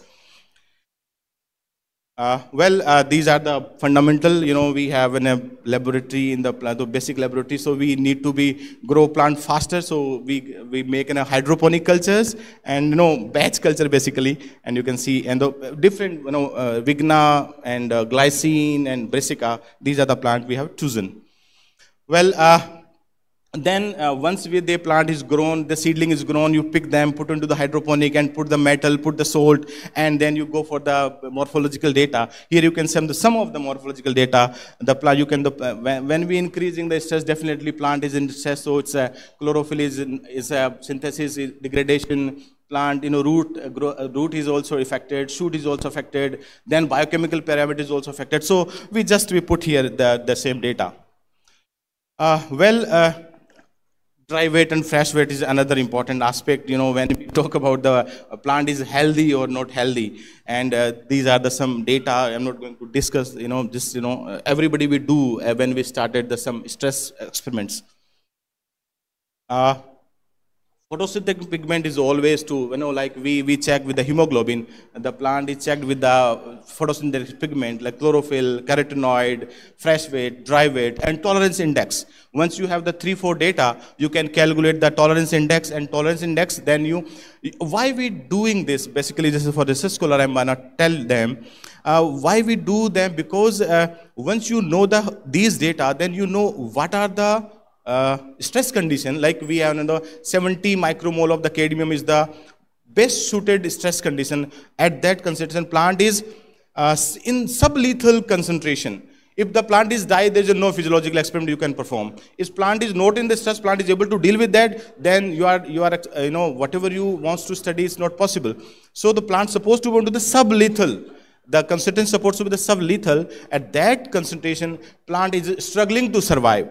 And that is the best, like we do in animal also. So that is the best concentration and the best, you can say, export experiment where you can calculate all the physiological and molecular data. So that is for that. This all for, I guess, chlorophyll, total chlorophyll, and then fresh weight, dry weight, and all that.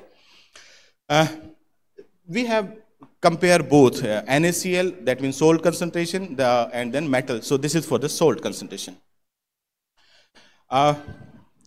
This is the protein content in the different experiment. Here you can see the cadmium, nickel, and salt. All three, together. So we did for everything, protein in the case of cadmium, protein in the case of nickel, and protein in the case of NaCl. So here you can see, and you can say the synchronization. This data is like important when you publishing, but to understand why we do all these. On some concent, NaCl have the different concentration where you get the different protein. Cadmium have the different because there are the different molecular machinery working onto these concentrations. So you can see these are the in the case of cadmium, the 50 you can get maximum.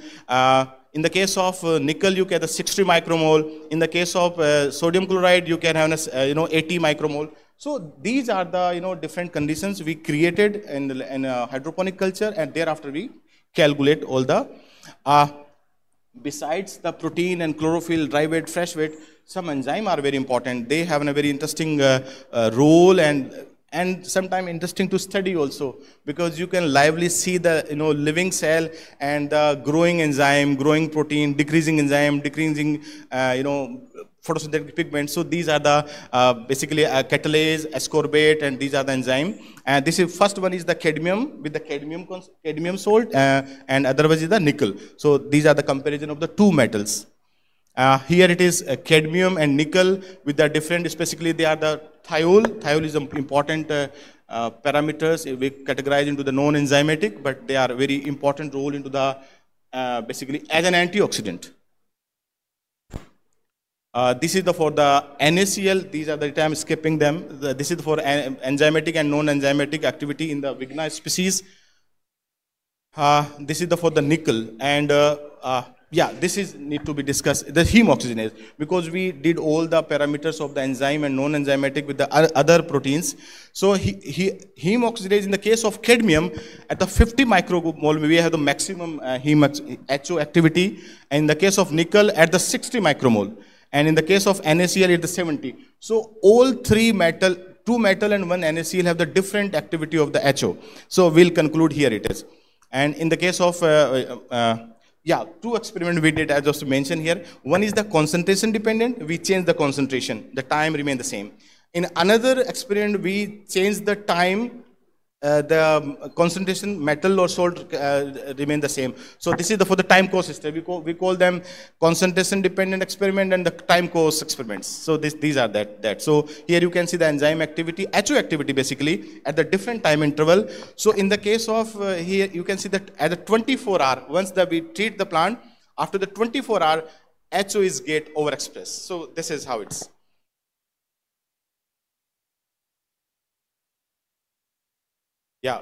Here you can see the maximum HO is active after 24 hours in all the 3 tissues, leaf, shoot and root we have chosen. And in the case of cadmium, with the 50 micromole. So these are that graphical representation of that. Well, because we have started this enzyme and someone suggested that because you are working with the HO, then you need to check the nitric oxide signaling with this. So we didn't have that much facility in the lab because we need some specific microscope and some specific thing. So the nitric oxide is also synchronized with this molecule. And you see, this is also important molecule for all the cyanobacteria to mammal for the signaling purpose. So we did it in the root because root we directly exposed to the stress. So we did only in the root, not in the leaves. So these are the the more fluorescence indicating the more nitric oxide production into the root samples. So here you can see we have chosen like 50 micromole of the cadmium, and then so this is the nitric oxide. Just to telling them to the scholars because nitric oxide is also another molecule that is play very important role into the stress condition. So, but it's like double edges. The more nitric oxide damage the plant, and the specific concentration is very important about the nitric oxide. So this is so here you can see the anatomical assay of the nitric oxide with the NADPS diphorase activity collate to calculate the nitric oxide. Well, now you see how the HO is play a role with the metal and the salt. That is, we concluding here the HO activity. So the cadmium and NaCl, the HO expression is more into case of NaCl. In the case of Eruca sativa, in the case of Vigna radiata, it's more into the cadmium. So this is the we put into the 2 category. Here again, HO work with within the group of antioxidant enzyme, in which some molecule upregulated while other are get downregulated to create the defense machinery to survive. So this is the HO which make the synchronization of these enzyme and then make the plant survive into this specific stress condition. Well, just to be, it's very important to check with your data with some molecular so that you can able to confirm your study. So we also did it, and I just jump it to, we did this, standard experiments of molecular biology. So this is the polymorphism, because wherever get maximum activity, we put them into the gel, and here you can see the specific band. So then we pick this band and clone into the PGMT. This is for the brassica specifically. We are not showing the data of glycine. It's only for the brassica gensea. So we take this band and put into the PGMT vector. We transform into the E. coli DH5 alpha, and then we go for this colony PCR, and then we check with the fallout and not slag. This is a standard method of molecular biology. Then because we need to check the sequence so that we know the sequence of this gene. So we sequence it, and it's submitted long back to the NCBI, and here you can see the accession number of this. And thereafter we elute this gene and put into the vector for the transformation. And here you can see the PCR gel. That again, you can see then, once the transformation is problem because the gene is, quite tricky, but still we get some transformation, and we are doing some protein study on it. And here, this is important because I mentioned that the localization of this gene into the chloroplast, mitochondria, and cytoplasm. So it is synthesized into the cytoplasm, obviously, and thereafter is transferred to the mitochondria and chloroplast. So we have checked with this is also the chloroplast DNA and mitochondrial DNA, and we digested it. Then semi-quantitative RT-PCR is required to check it. But in the case of chloroplast DNA, we get it the very clear band and very prominent band, and we confirm it this data or presence of this molecule into the chloroplast as well. But in the mitochondria, we are not get much effective band to get it further study. So we believe it's maybe it's a very less concentrated. We did some wrong with it. So that is the thing. And we go, and this is the protein. We did it Western blot as well. Well, how it is working, this is the technical data which is not important for the most of us, but how it is working and how it is play important roles, that is quite interesting. And you can see whenever we have any stress, specifically the metal and salinity, they generate the ROS, and the chloroplast is very important here, because this is more actively participate in the chloroplast machinery, because that function is to synthesize the phytochrome chromophore. So that is, here you can see that the heme is get degraded, and it's the biliverdin itself is play a role into as a stress reliever molecule. And thereafter you can see it's also involved the mitochondria, peroxisome, and of course vacuole. A lot of enzymes are stored there, so they are also get out of the vacuole, and then they play a role. So yeah, of course we need to make the more missing link in it. So this is the one scheme we have proposed here. Yeah, this is directly, so 3-4, organoids are involved into this mechanism. So there's a lot of more and more studies required, particularly to this molecule. In the case of the chloroplast, mitochondria, peroxisome, plasma membrane, and apoplast, these are the sites where this enzyme is more activated, and they create an ROS generation, redox imbalance, metabolic imbalance, and ionic imbalance, which is cause the cell damage. And this cell damage can be how this cell damage is support, or cell damage is stopped by this molecule. So this is the scheme. Here you can say the hemoxygenase, the carbon monoxide is released. That is another important, which is activate many enzymes besides hemoxygenase. The biliverdin is also alpha-9 is also play important role, and which is directly to the cell protection. In this scheme, the iron is also get liberated, but iron is don't know where it is working, in which compartment is going by this mechanism. We need to be study, and this is the whole process of the chlorophyll thing. Well, we recently summarized the role of this particular molecule and the protein into the in the form of lateral developmental role. That is, I mentioned that this is having a two role. One is as a defense machinery to support the defense machinery, and one is the role as a development. So development, the lateral root development is very important, area where this molecule is working. And fortunately, we get in a European Union, project to work on to the role of in the root biology, the role of HO, and we are working with the hemoxygenase. The counterpart are working in the synaptotagmin. The synaptotagmin is the another group of protein, this family of protein. They play important role into the developmental biology, specifically the lateral root formation. So here you can see the lateral root is very important. HO is directly, regulate the IAA and the LR formation. And then it's a chromophore synthesis, which is helps to directly to the chlorophyll, and then antioxidant machinery. And you see these are some and many other also, which we are not explored in the seed germination and all that.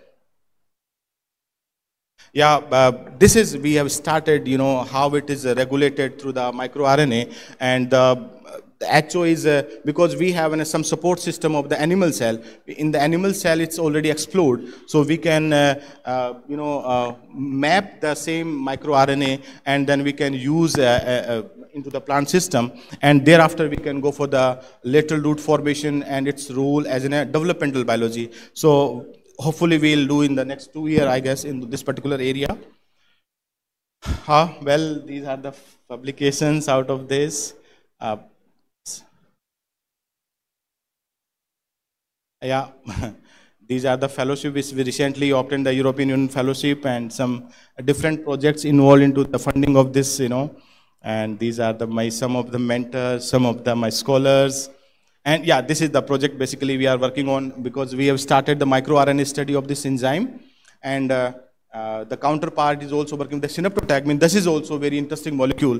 So it's a protein anybody can start, work, whatever it's, because it's little newly introduced into the plant system. So we can explore it and get it, how it's working with the plant system. So then these are some funding agency which involved into all the, Professor Donald Henry, Boyce-Cash Fellowship, INSA International Exchange.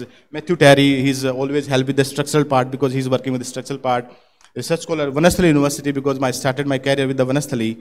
So I did then some funding, also get some Indian funding agency, DST, SARB, UGC, DST, Rajasthan, and CSIR also. Thank you very much.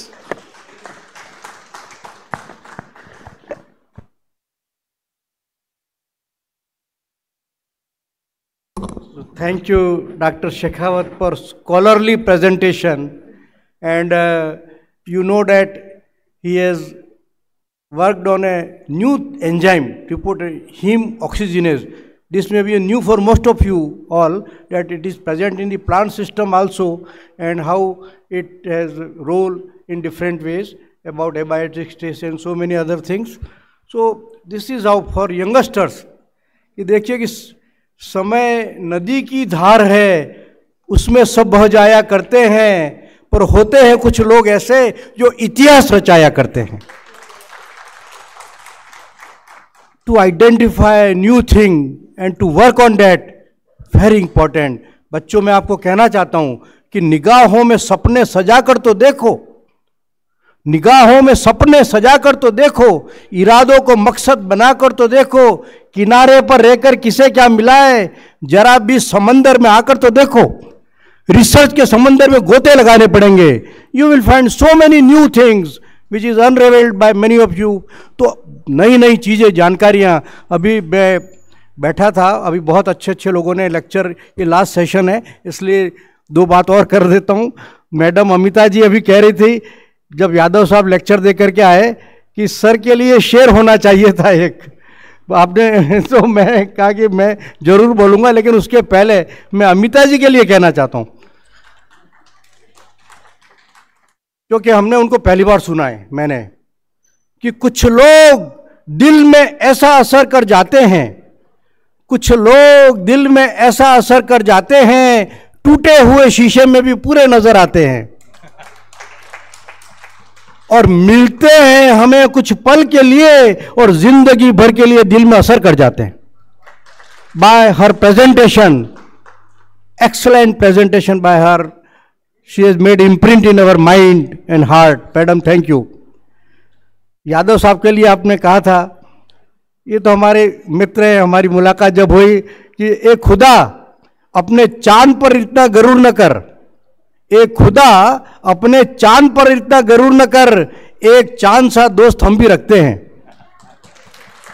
और जब भी तारीफ होती है तेरे चांद की, लोग दुआई हमारे दोस्त की देते हैं, इनको याद करते हैं. और हमने डॉयन ऑफ बॉटनी सी मनोहराचार्य जी का भी लेक्चर सुना. His father figure, teacher of teachers. तो मैं तो इनको जब देखता हूं तो ये एक आदमी नहीं है मनोहराचार्य, इस आदमी में है 10-20 आदमी. इस आदमी में है 10-20 आदमी. अगर देखना इन्हें है तो कई बार देखिए. He is a good teacher, good researcher, dedicated man, honest man, supporter to the youngster and what not. तो इनको देखना है तो आप जो जितने बार मिलोगे you will get some new thing in this. और हमारे लवानिया साहब और मिसेज लवानिया सेक्रेटरी बैठी हुई हैं, सोसाइटी के लिए बहुत ज़्यादा काम कर रहे हैं, लेकिन मैं कह रहा हूं कि मैडम का सपोर्ट नहीं हो तो लवानिया साहब जो काम करते थे, अभी न्यूक्लियस का एडिटिंग करते, ये अकेला आदमी नहीं कर सकता, दोनों से होता है. ये कि उन दोनों के लिए कहना चाहता हूं मैं कि सूरज चंदा जैसी जोड़ी तुम दोनों, कि सूरज चंदा जैसी जोड़ी तुम दोनों, एक दिन का राजा रात की रानी तुम दोनों, और दोनों से मिलकर ही पूरी होती है आधी आधी एक कहानी तुम दोनों. Thank you very much.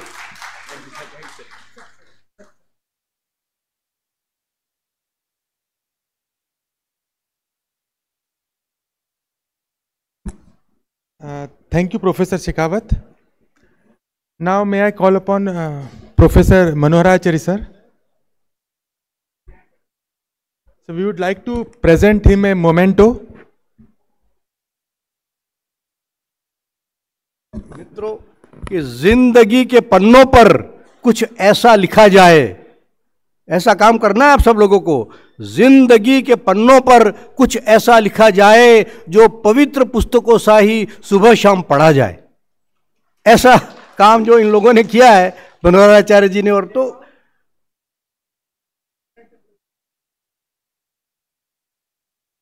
President IBS Dubey Sahab, आइए.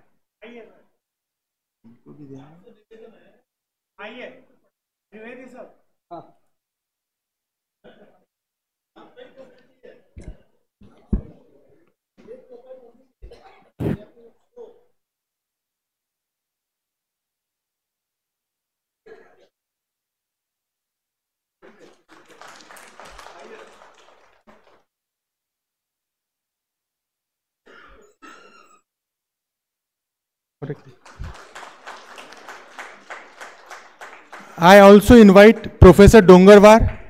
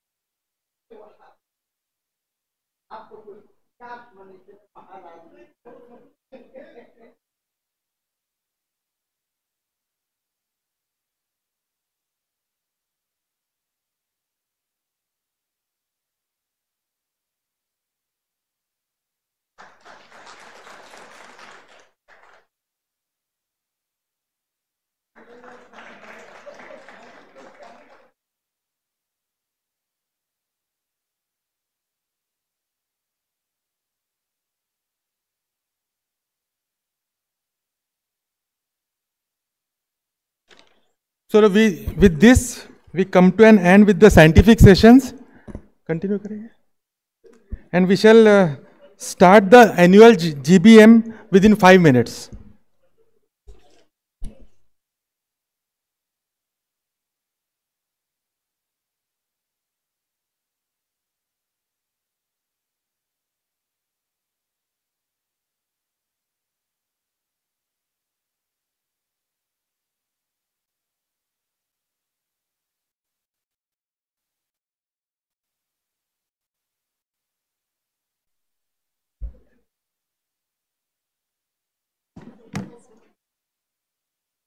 आओ बच्चे, गुड, थैंक यू सर, खूब अच्छा करो, बधाई तुमको, thank you sir.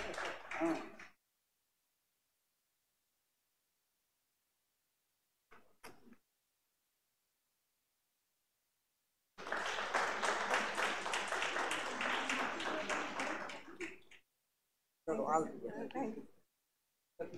Professor S.N. Dikshit Gold Medal for poster presentation goes to Dr. Amita Sharma, Jaipur.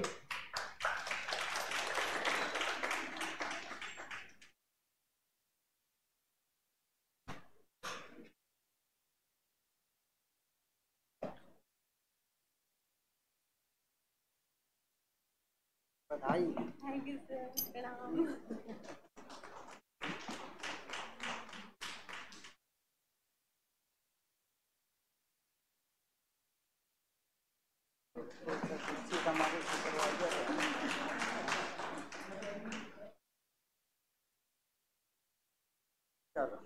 Now, Professor S.V.S. Chauhan Gold Medal, the youngest participant who was a life member, presented well in the section, is Monisha Soni from Varanasi.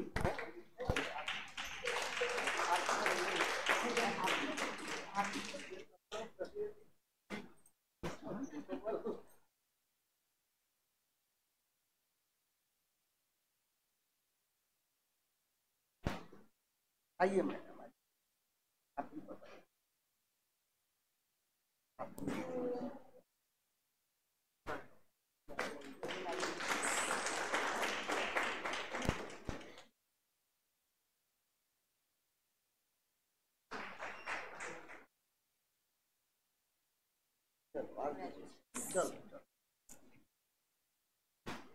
Now moving on to the merit certificate medals awarded in oral and poster presentation in the 8 sections.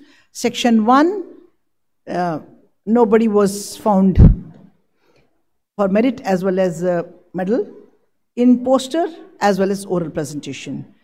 Section 2, there is one medal called Professor Zafar Nizam Medal. It goes to, for oral presentation, goes to Vinisha PM from Calicut.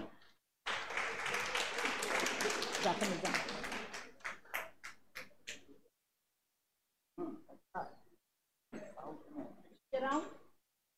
Here, just here. Yeah, young बच्चे भाग के.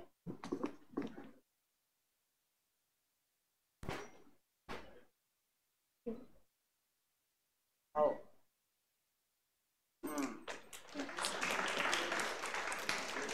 इधर देखो, photo आना जरूरी है.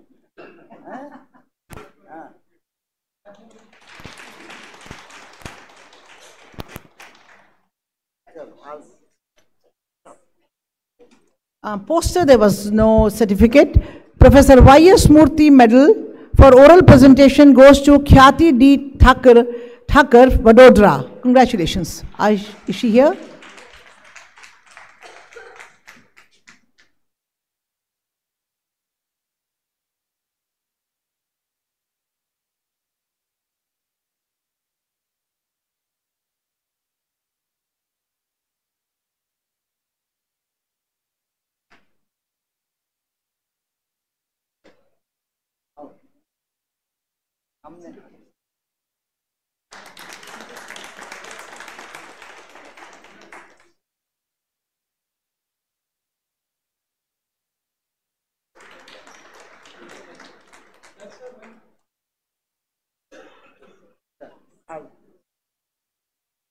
Moving on to section 4, Professor Y.D. Tyagi Medal for oral presentation goes to Kavi K. Oza, Vadodara. Congratulations. Are you here? Come.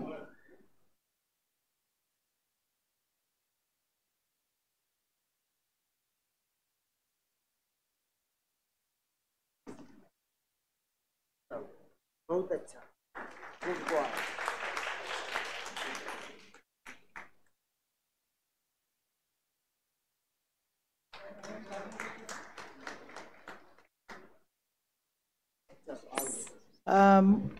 There is poster certificate also in section 4, Imtiaz Ahmad Hurra, Lucknow.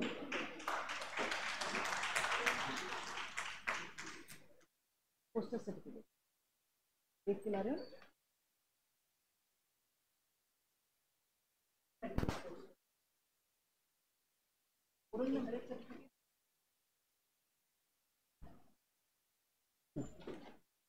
Very good. आगे बढ़ाओ. लखनऊ का नाम करो.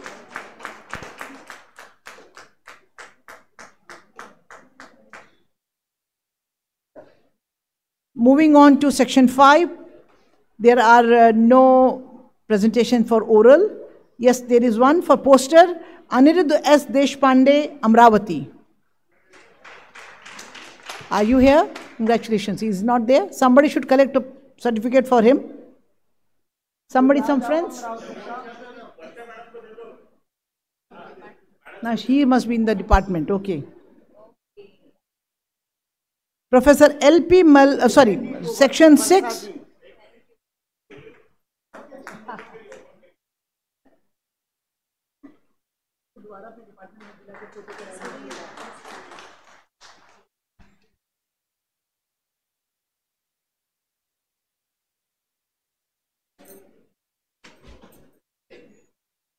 Go. Thank you, sorry. Section 6, there is no presentations for oral. Poster, Prerana Das, Kolkata.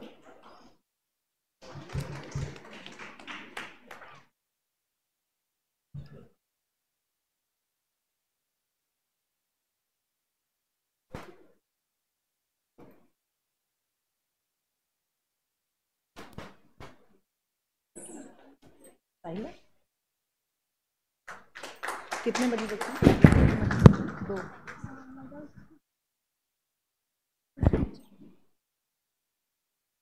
Then we move on to section 7. Kiran Suresh Mawale, Mysuru. He gets C.P. Malik Medal. Is he here? Congratulations.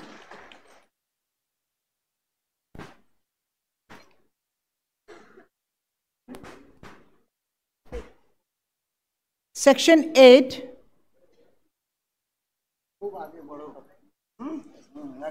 Shiva Krishnan K. Trichurapalli. Is he alone? Somebody from Calicut, please pick it up. Someone from Calicut?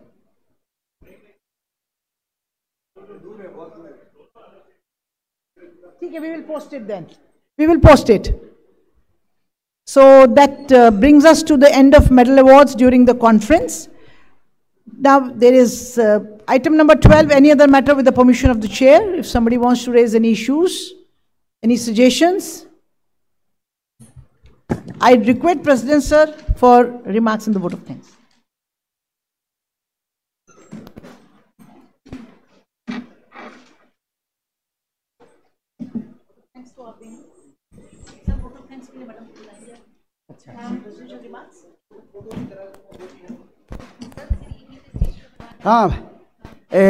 Good afternoon to everyone. Respected Professor Trivedi ji, Professor Barsa ji, Professor Sesu Lavania ji, Professor Bimala ji, all the senior botanists present on the front row and in this hall, a young botanist. I shall not take much time because I know many of us has to after lunch their return journey is there. I am very happy to see the names of the award winners, young award winners. This is the flavor of the society.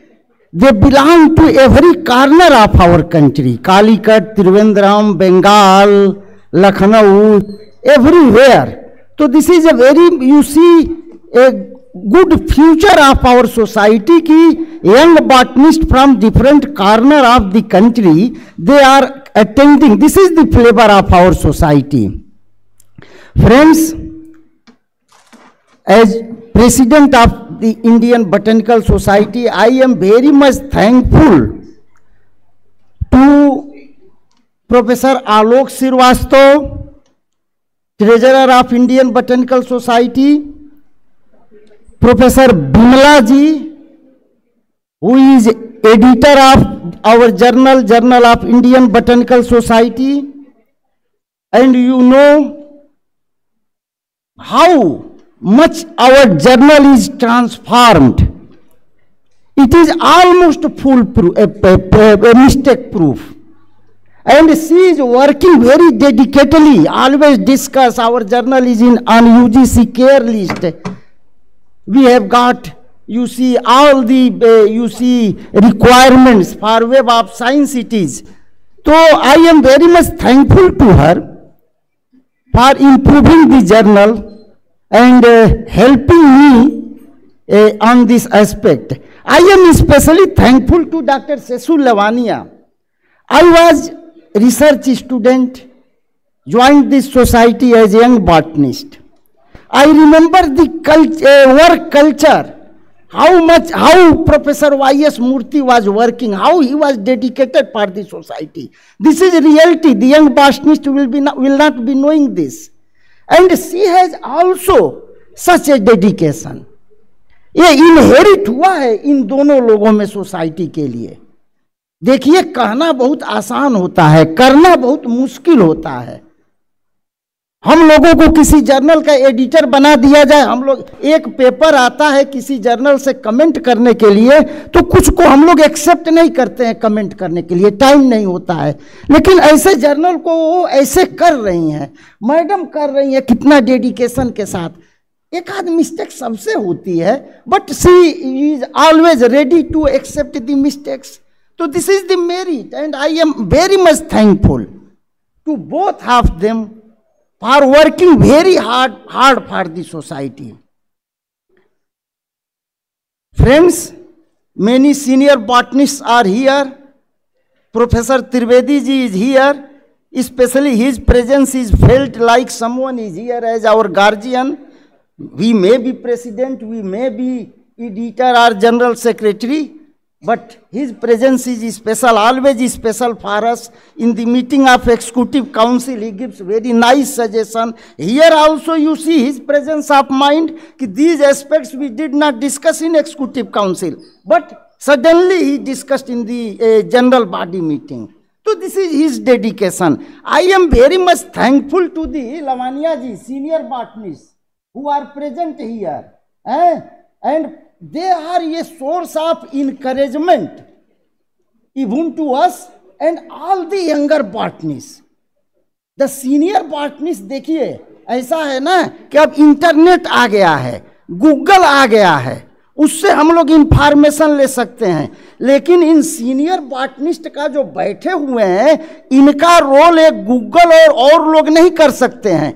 Annual body meeting में आने पर इनको देखने से और इनके बातों को सुनने से जो इंकरेजमेंट मिलेगा वो कहीं नहीं मिलेगा, हम सबको मिलता है। हमको याद आता है, देखो गूगल जो है वो इनकरेज नहीं कर सकता है, जामवंत का रोल वो प्ले नहीं कर सकता है जैसा उन्होंने इनकरेज किया। वही उस समय सबसे सीनियर मेंबर थे, सीनियर बॉटनिस्ट थे। जब कि मदराचल पर्वत पर संकट आया था कि कैसे कौन जाएगा समुद्र पार करने, तो उस समय देखो कैसे उन्होंने इनकरेज किया कि जामवंत कह सुन हनुमाना, क्यों चुप साधी रहा बलवाना। ये रोल इन लोगों का है। राम काज लगी तवा उतारा, सुनते ही भय, गूगल जी थोड़ो करेंगे, सुनते ही भय पर्वताकारा। तो इनका रोल यही है।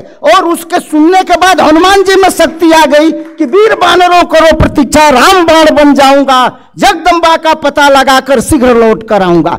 तो they are you see asset for our society, and I from my core of my heart I pray lord Vishwanatha ji for their very healthy life and for their happiness, as long as they are here they will guide us. So this and you see this Indian Botanical Society main aim is to encourage the youngsters and to formulate policy. So we have, you see, discussed many aspects. One aspect was someone told, perhaps Professor Trivedi ji told कि bryophyte में कोई काम नहीं कर रहा है। तो the young, every discipline is equal.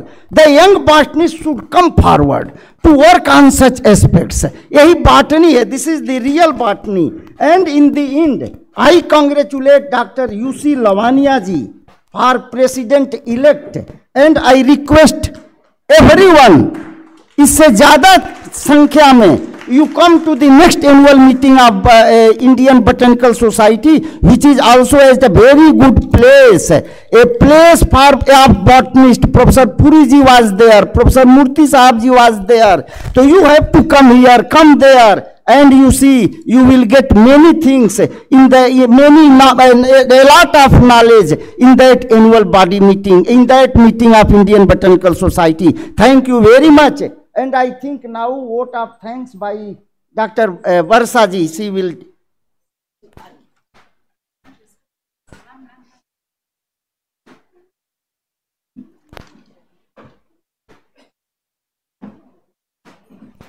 We want to felicitate the caterer who is providing us for a very long time.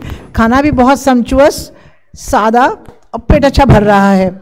So उनको भी encouragement मिलना चाहिए. So she will go for the vote of thanks and we will do the felicitation after that, because normally we are just bringing the memento by the time.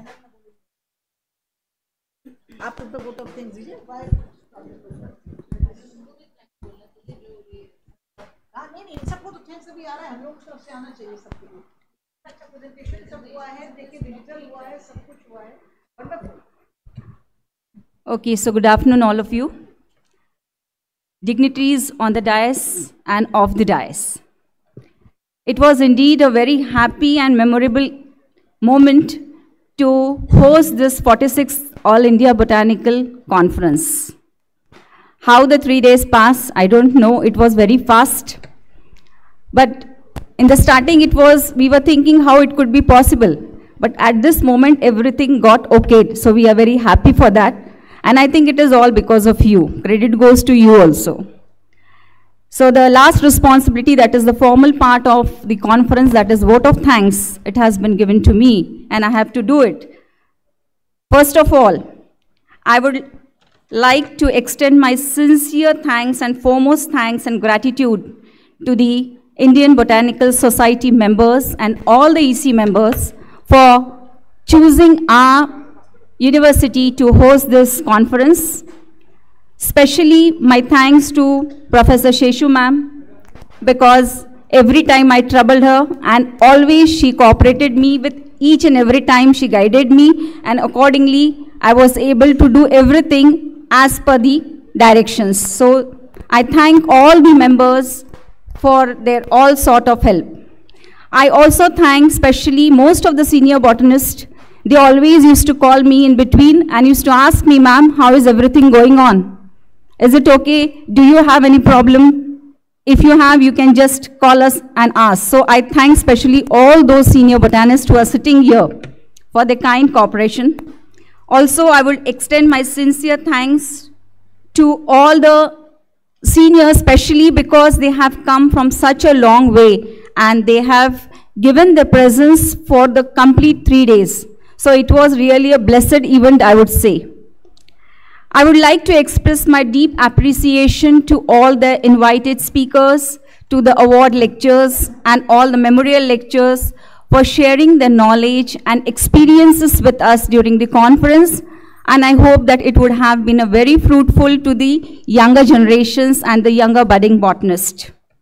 I must thank all the delegates and all the participants who have come all the way long, and they have cooperated to us in all the respects. And they had made this event a very memorable for all of us. I also extend my special thanks to my colleagues, Dr. Gawande, Dr. More sir, because they have managed all the responsibilities that were assigned to them in a very efficient manner. I thank to all my dear students and all the non-teaching staff of my department, because they have also put a lot of efforts in making this event a great success. I wish to congratulate all the organizations or the university in future, those who are going to organize the IBS events, different IBS events or the memorial lectures, and I wish all of them a very best of luck. I thank all the technical team, especially those who are sitting in front of us. They have managed a very beautiful job and they have managed each and everything in a very proper manner. And they had a patience with us, they have to bear with us, so I thank all of them for this. Last but not least, I would like to thank the caterers, Mr. Gajanan Zadav, who has provided a very excellent quality of food to all of us. So he said, madam, you don't worry, I'll do everything best. So he has done it in a very right way. He was sitting here, where is he? So I have called him. So we would like to felicitate him. And last but not least, I would thank all, one and all who are present here, who have put their efforts, who have supported us in making this event a great success. Thank you. He's not there.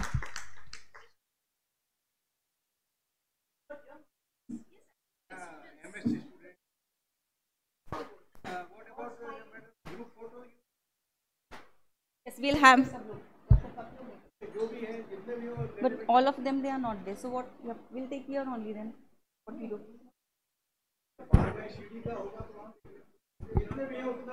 Okay, we can take it on the steps of department. Department steps. So thank you all of you. Yes, they have arrived and I will call them on the stage.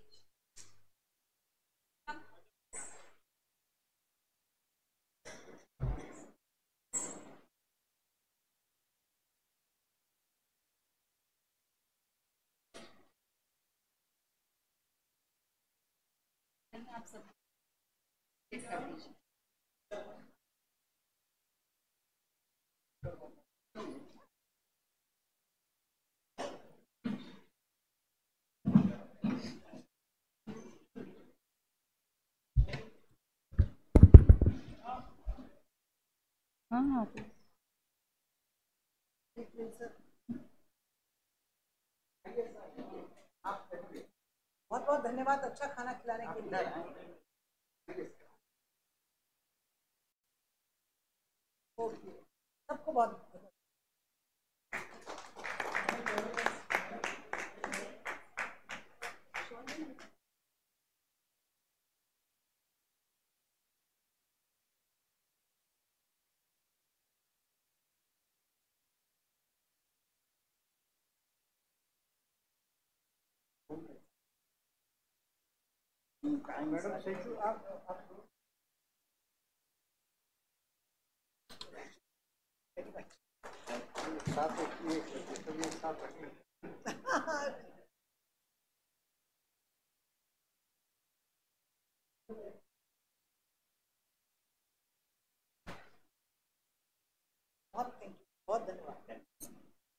One thing I would like to mention here, that as per the suggestions by Professor P.C. Trivedi sir, I have brought the plants in the department, and after lunch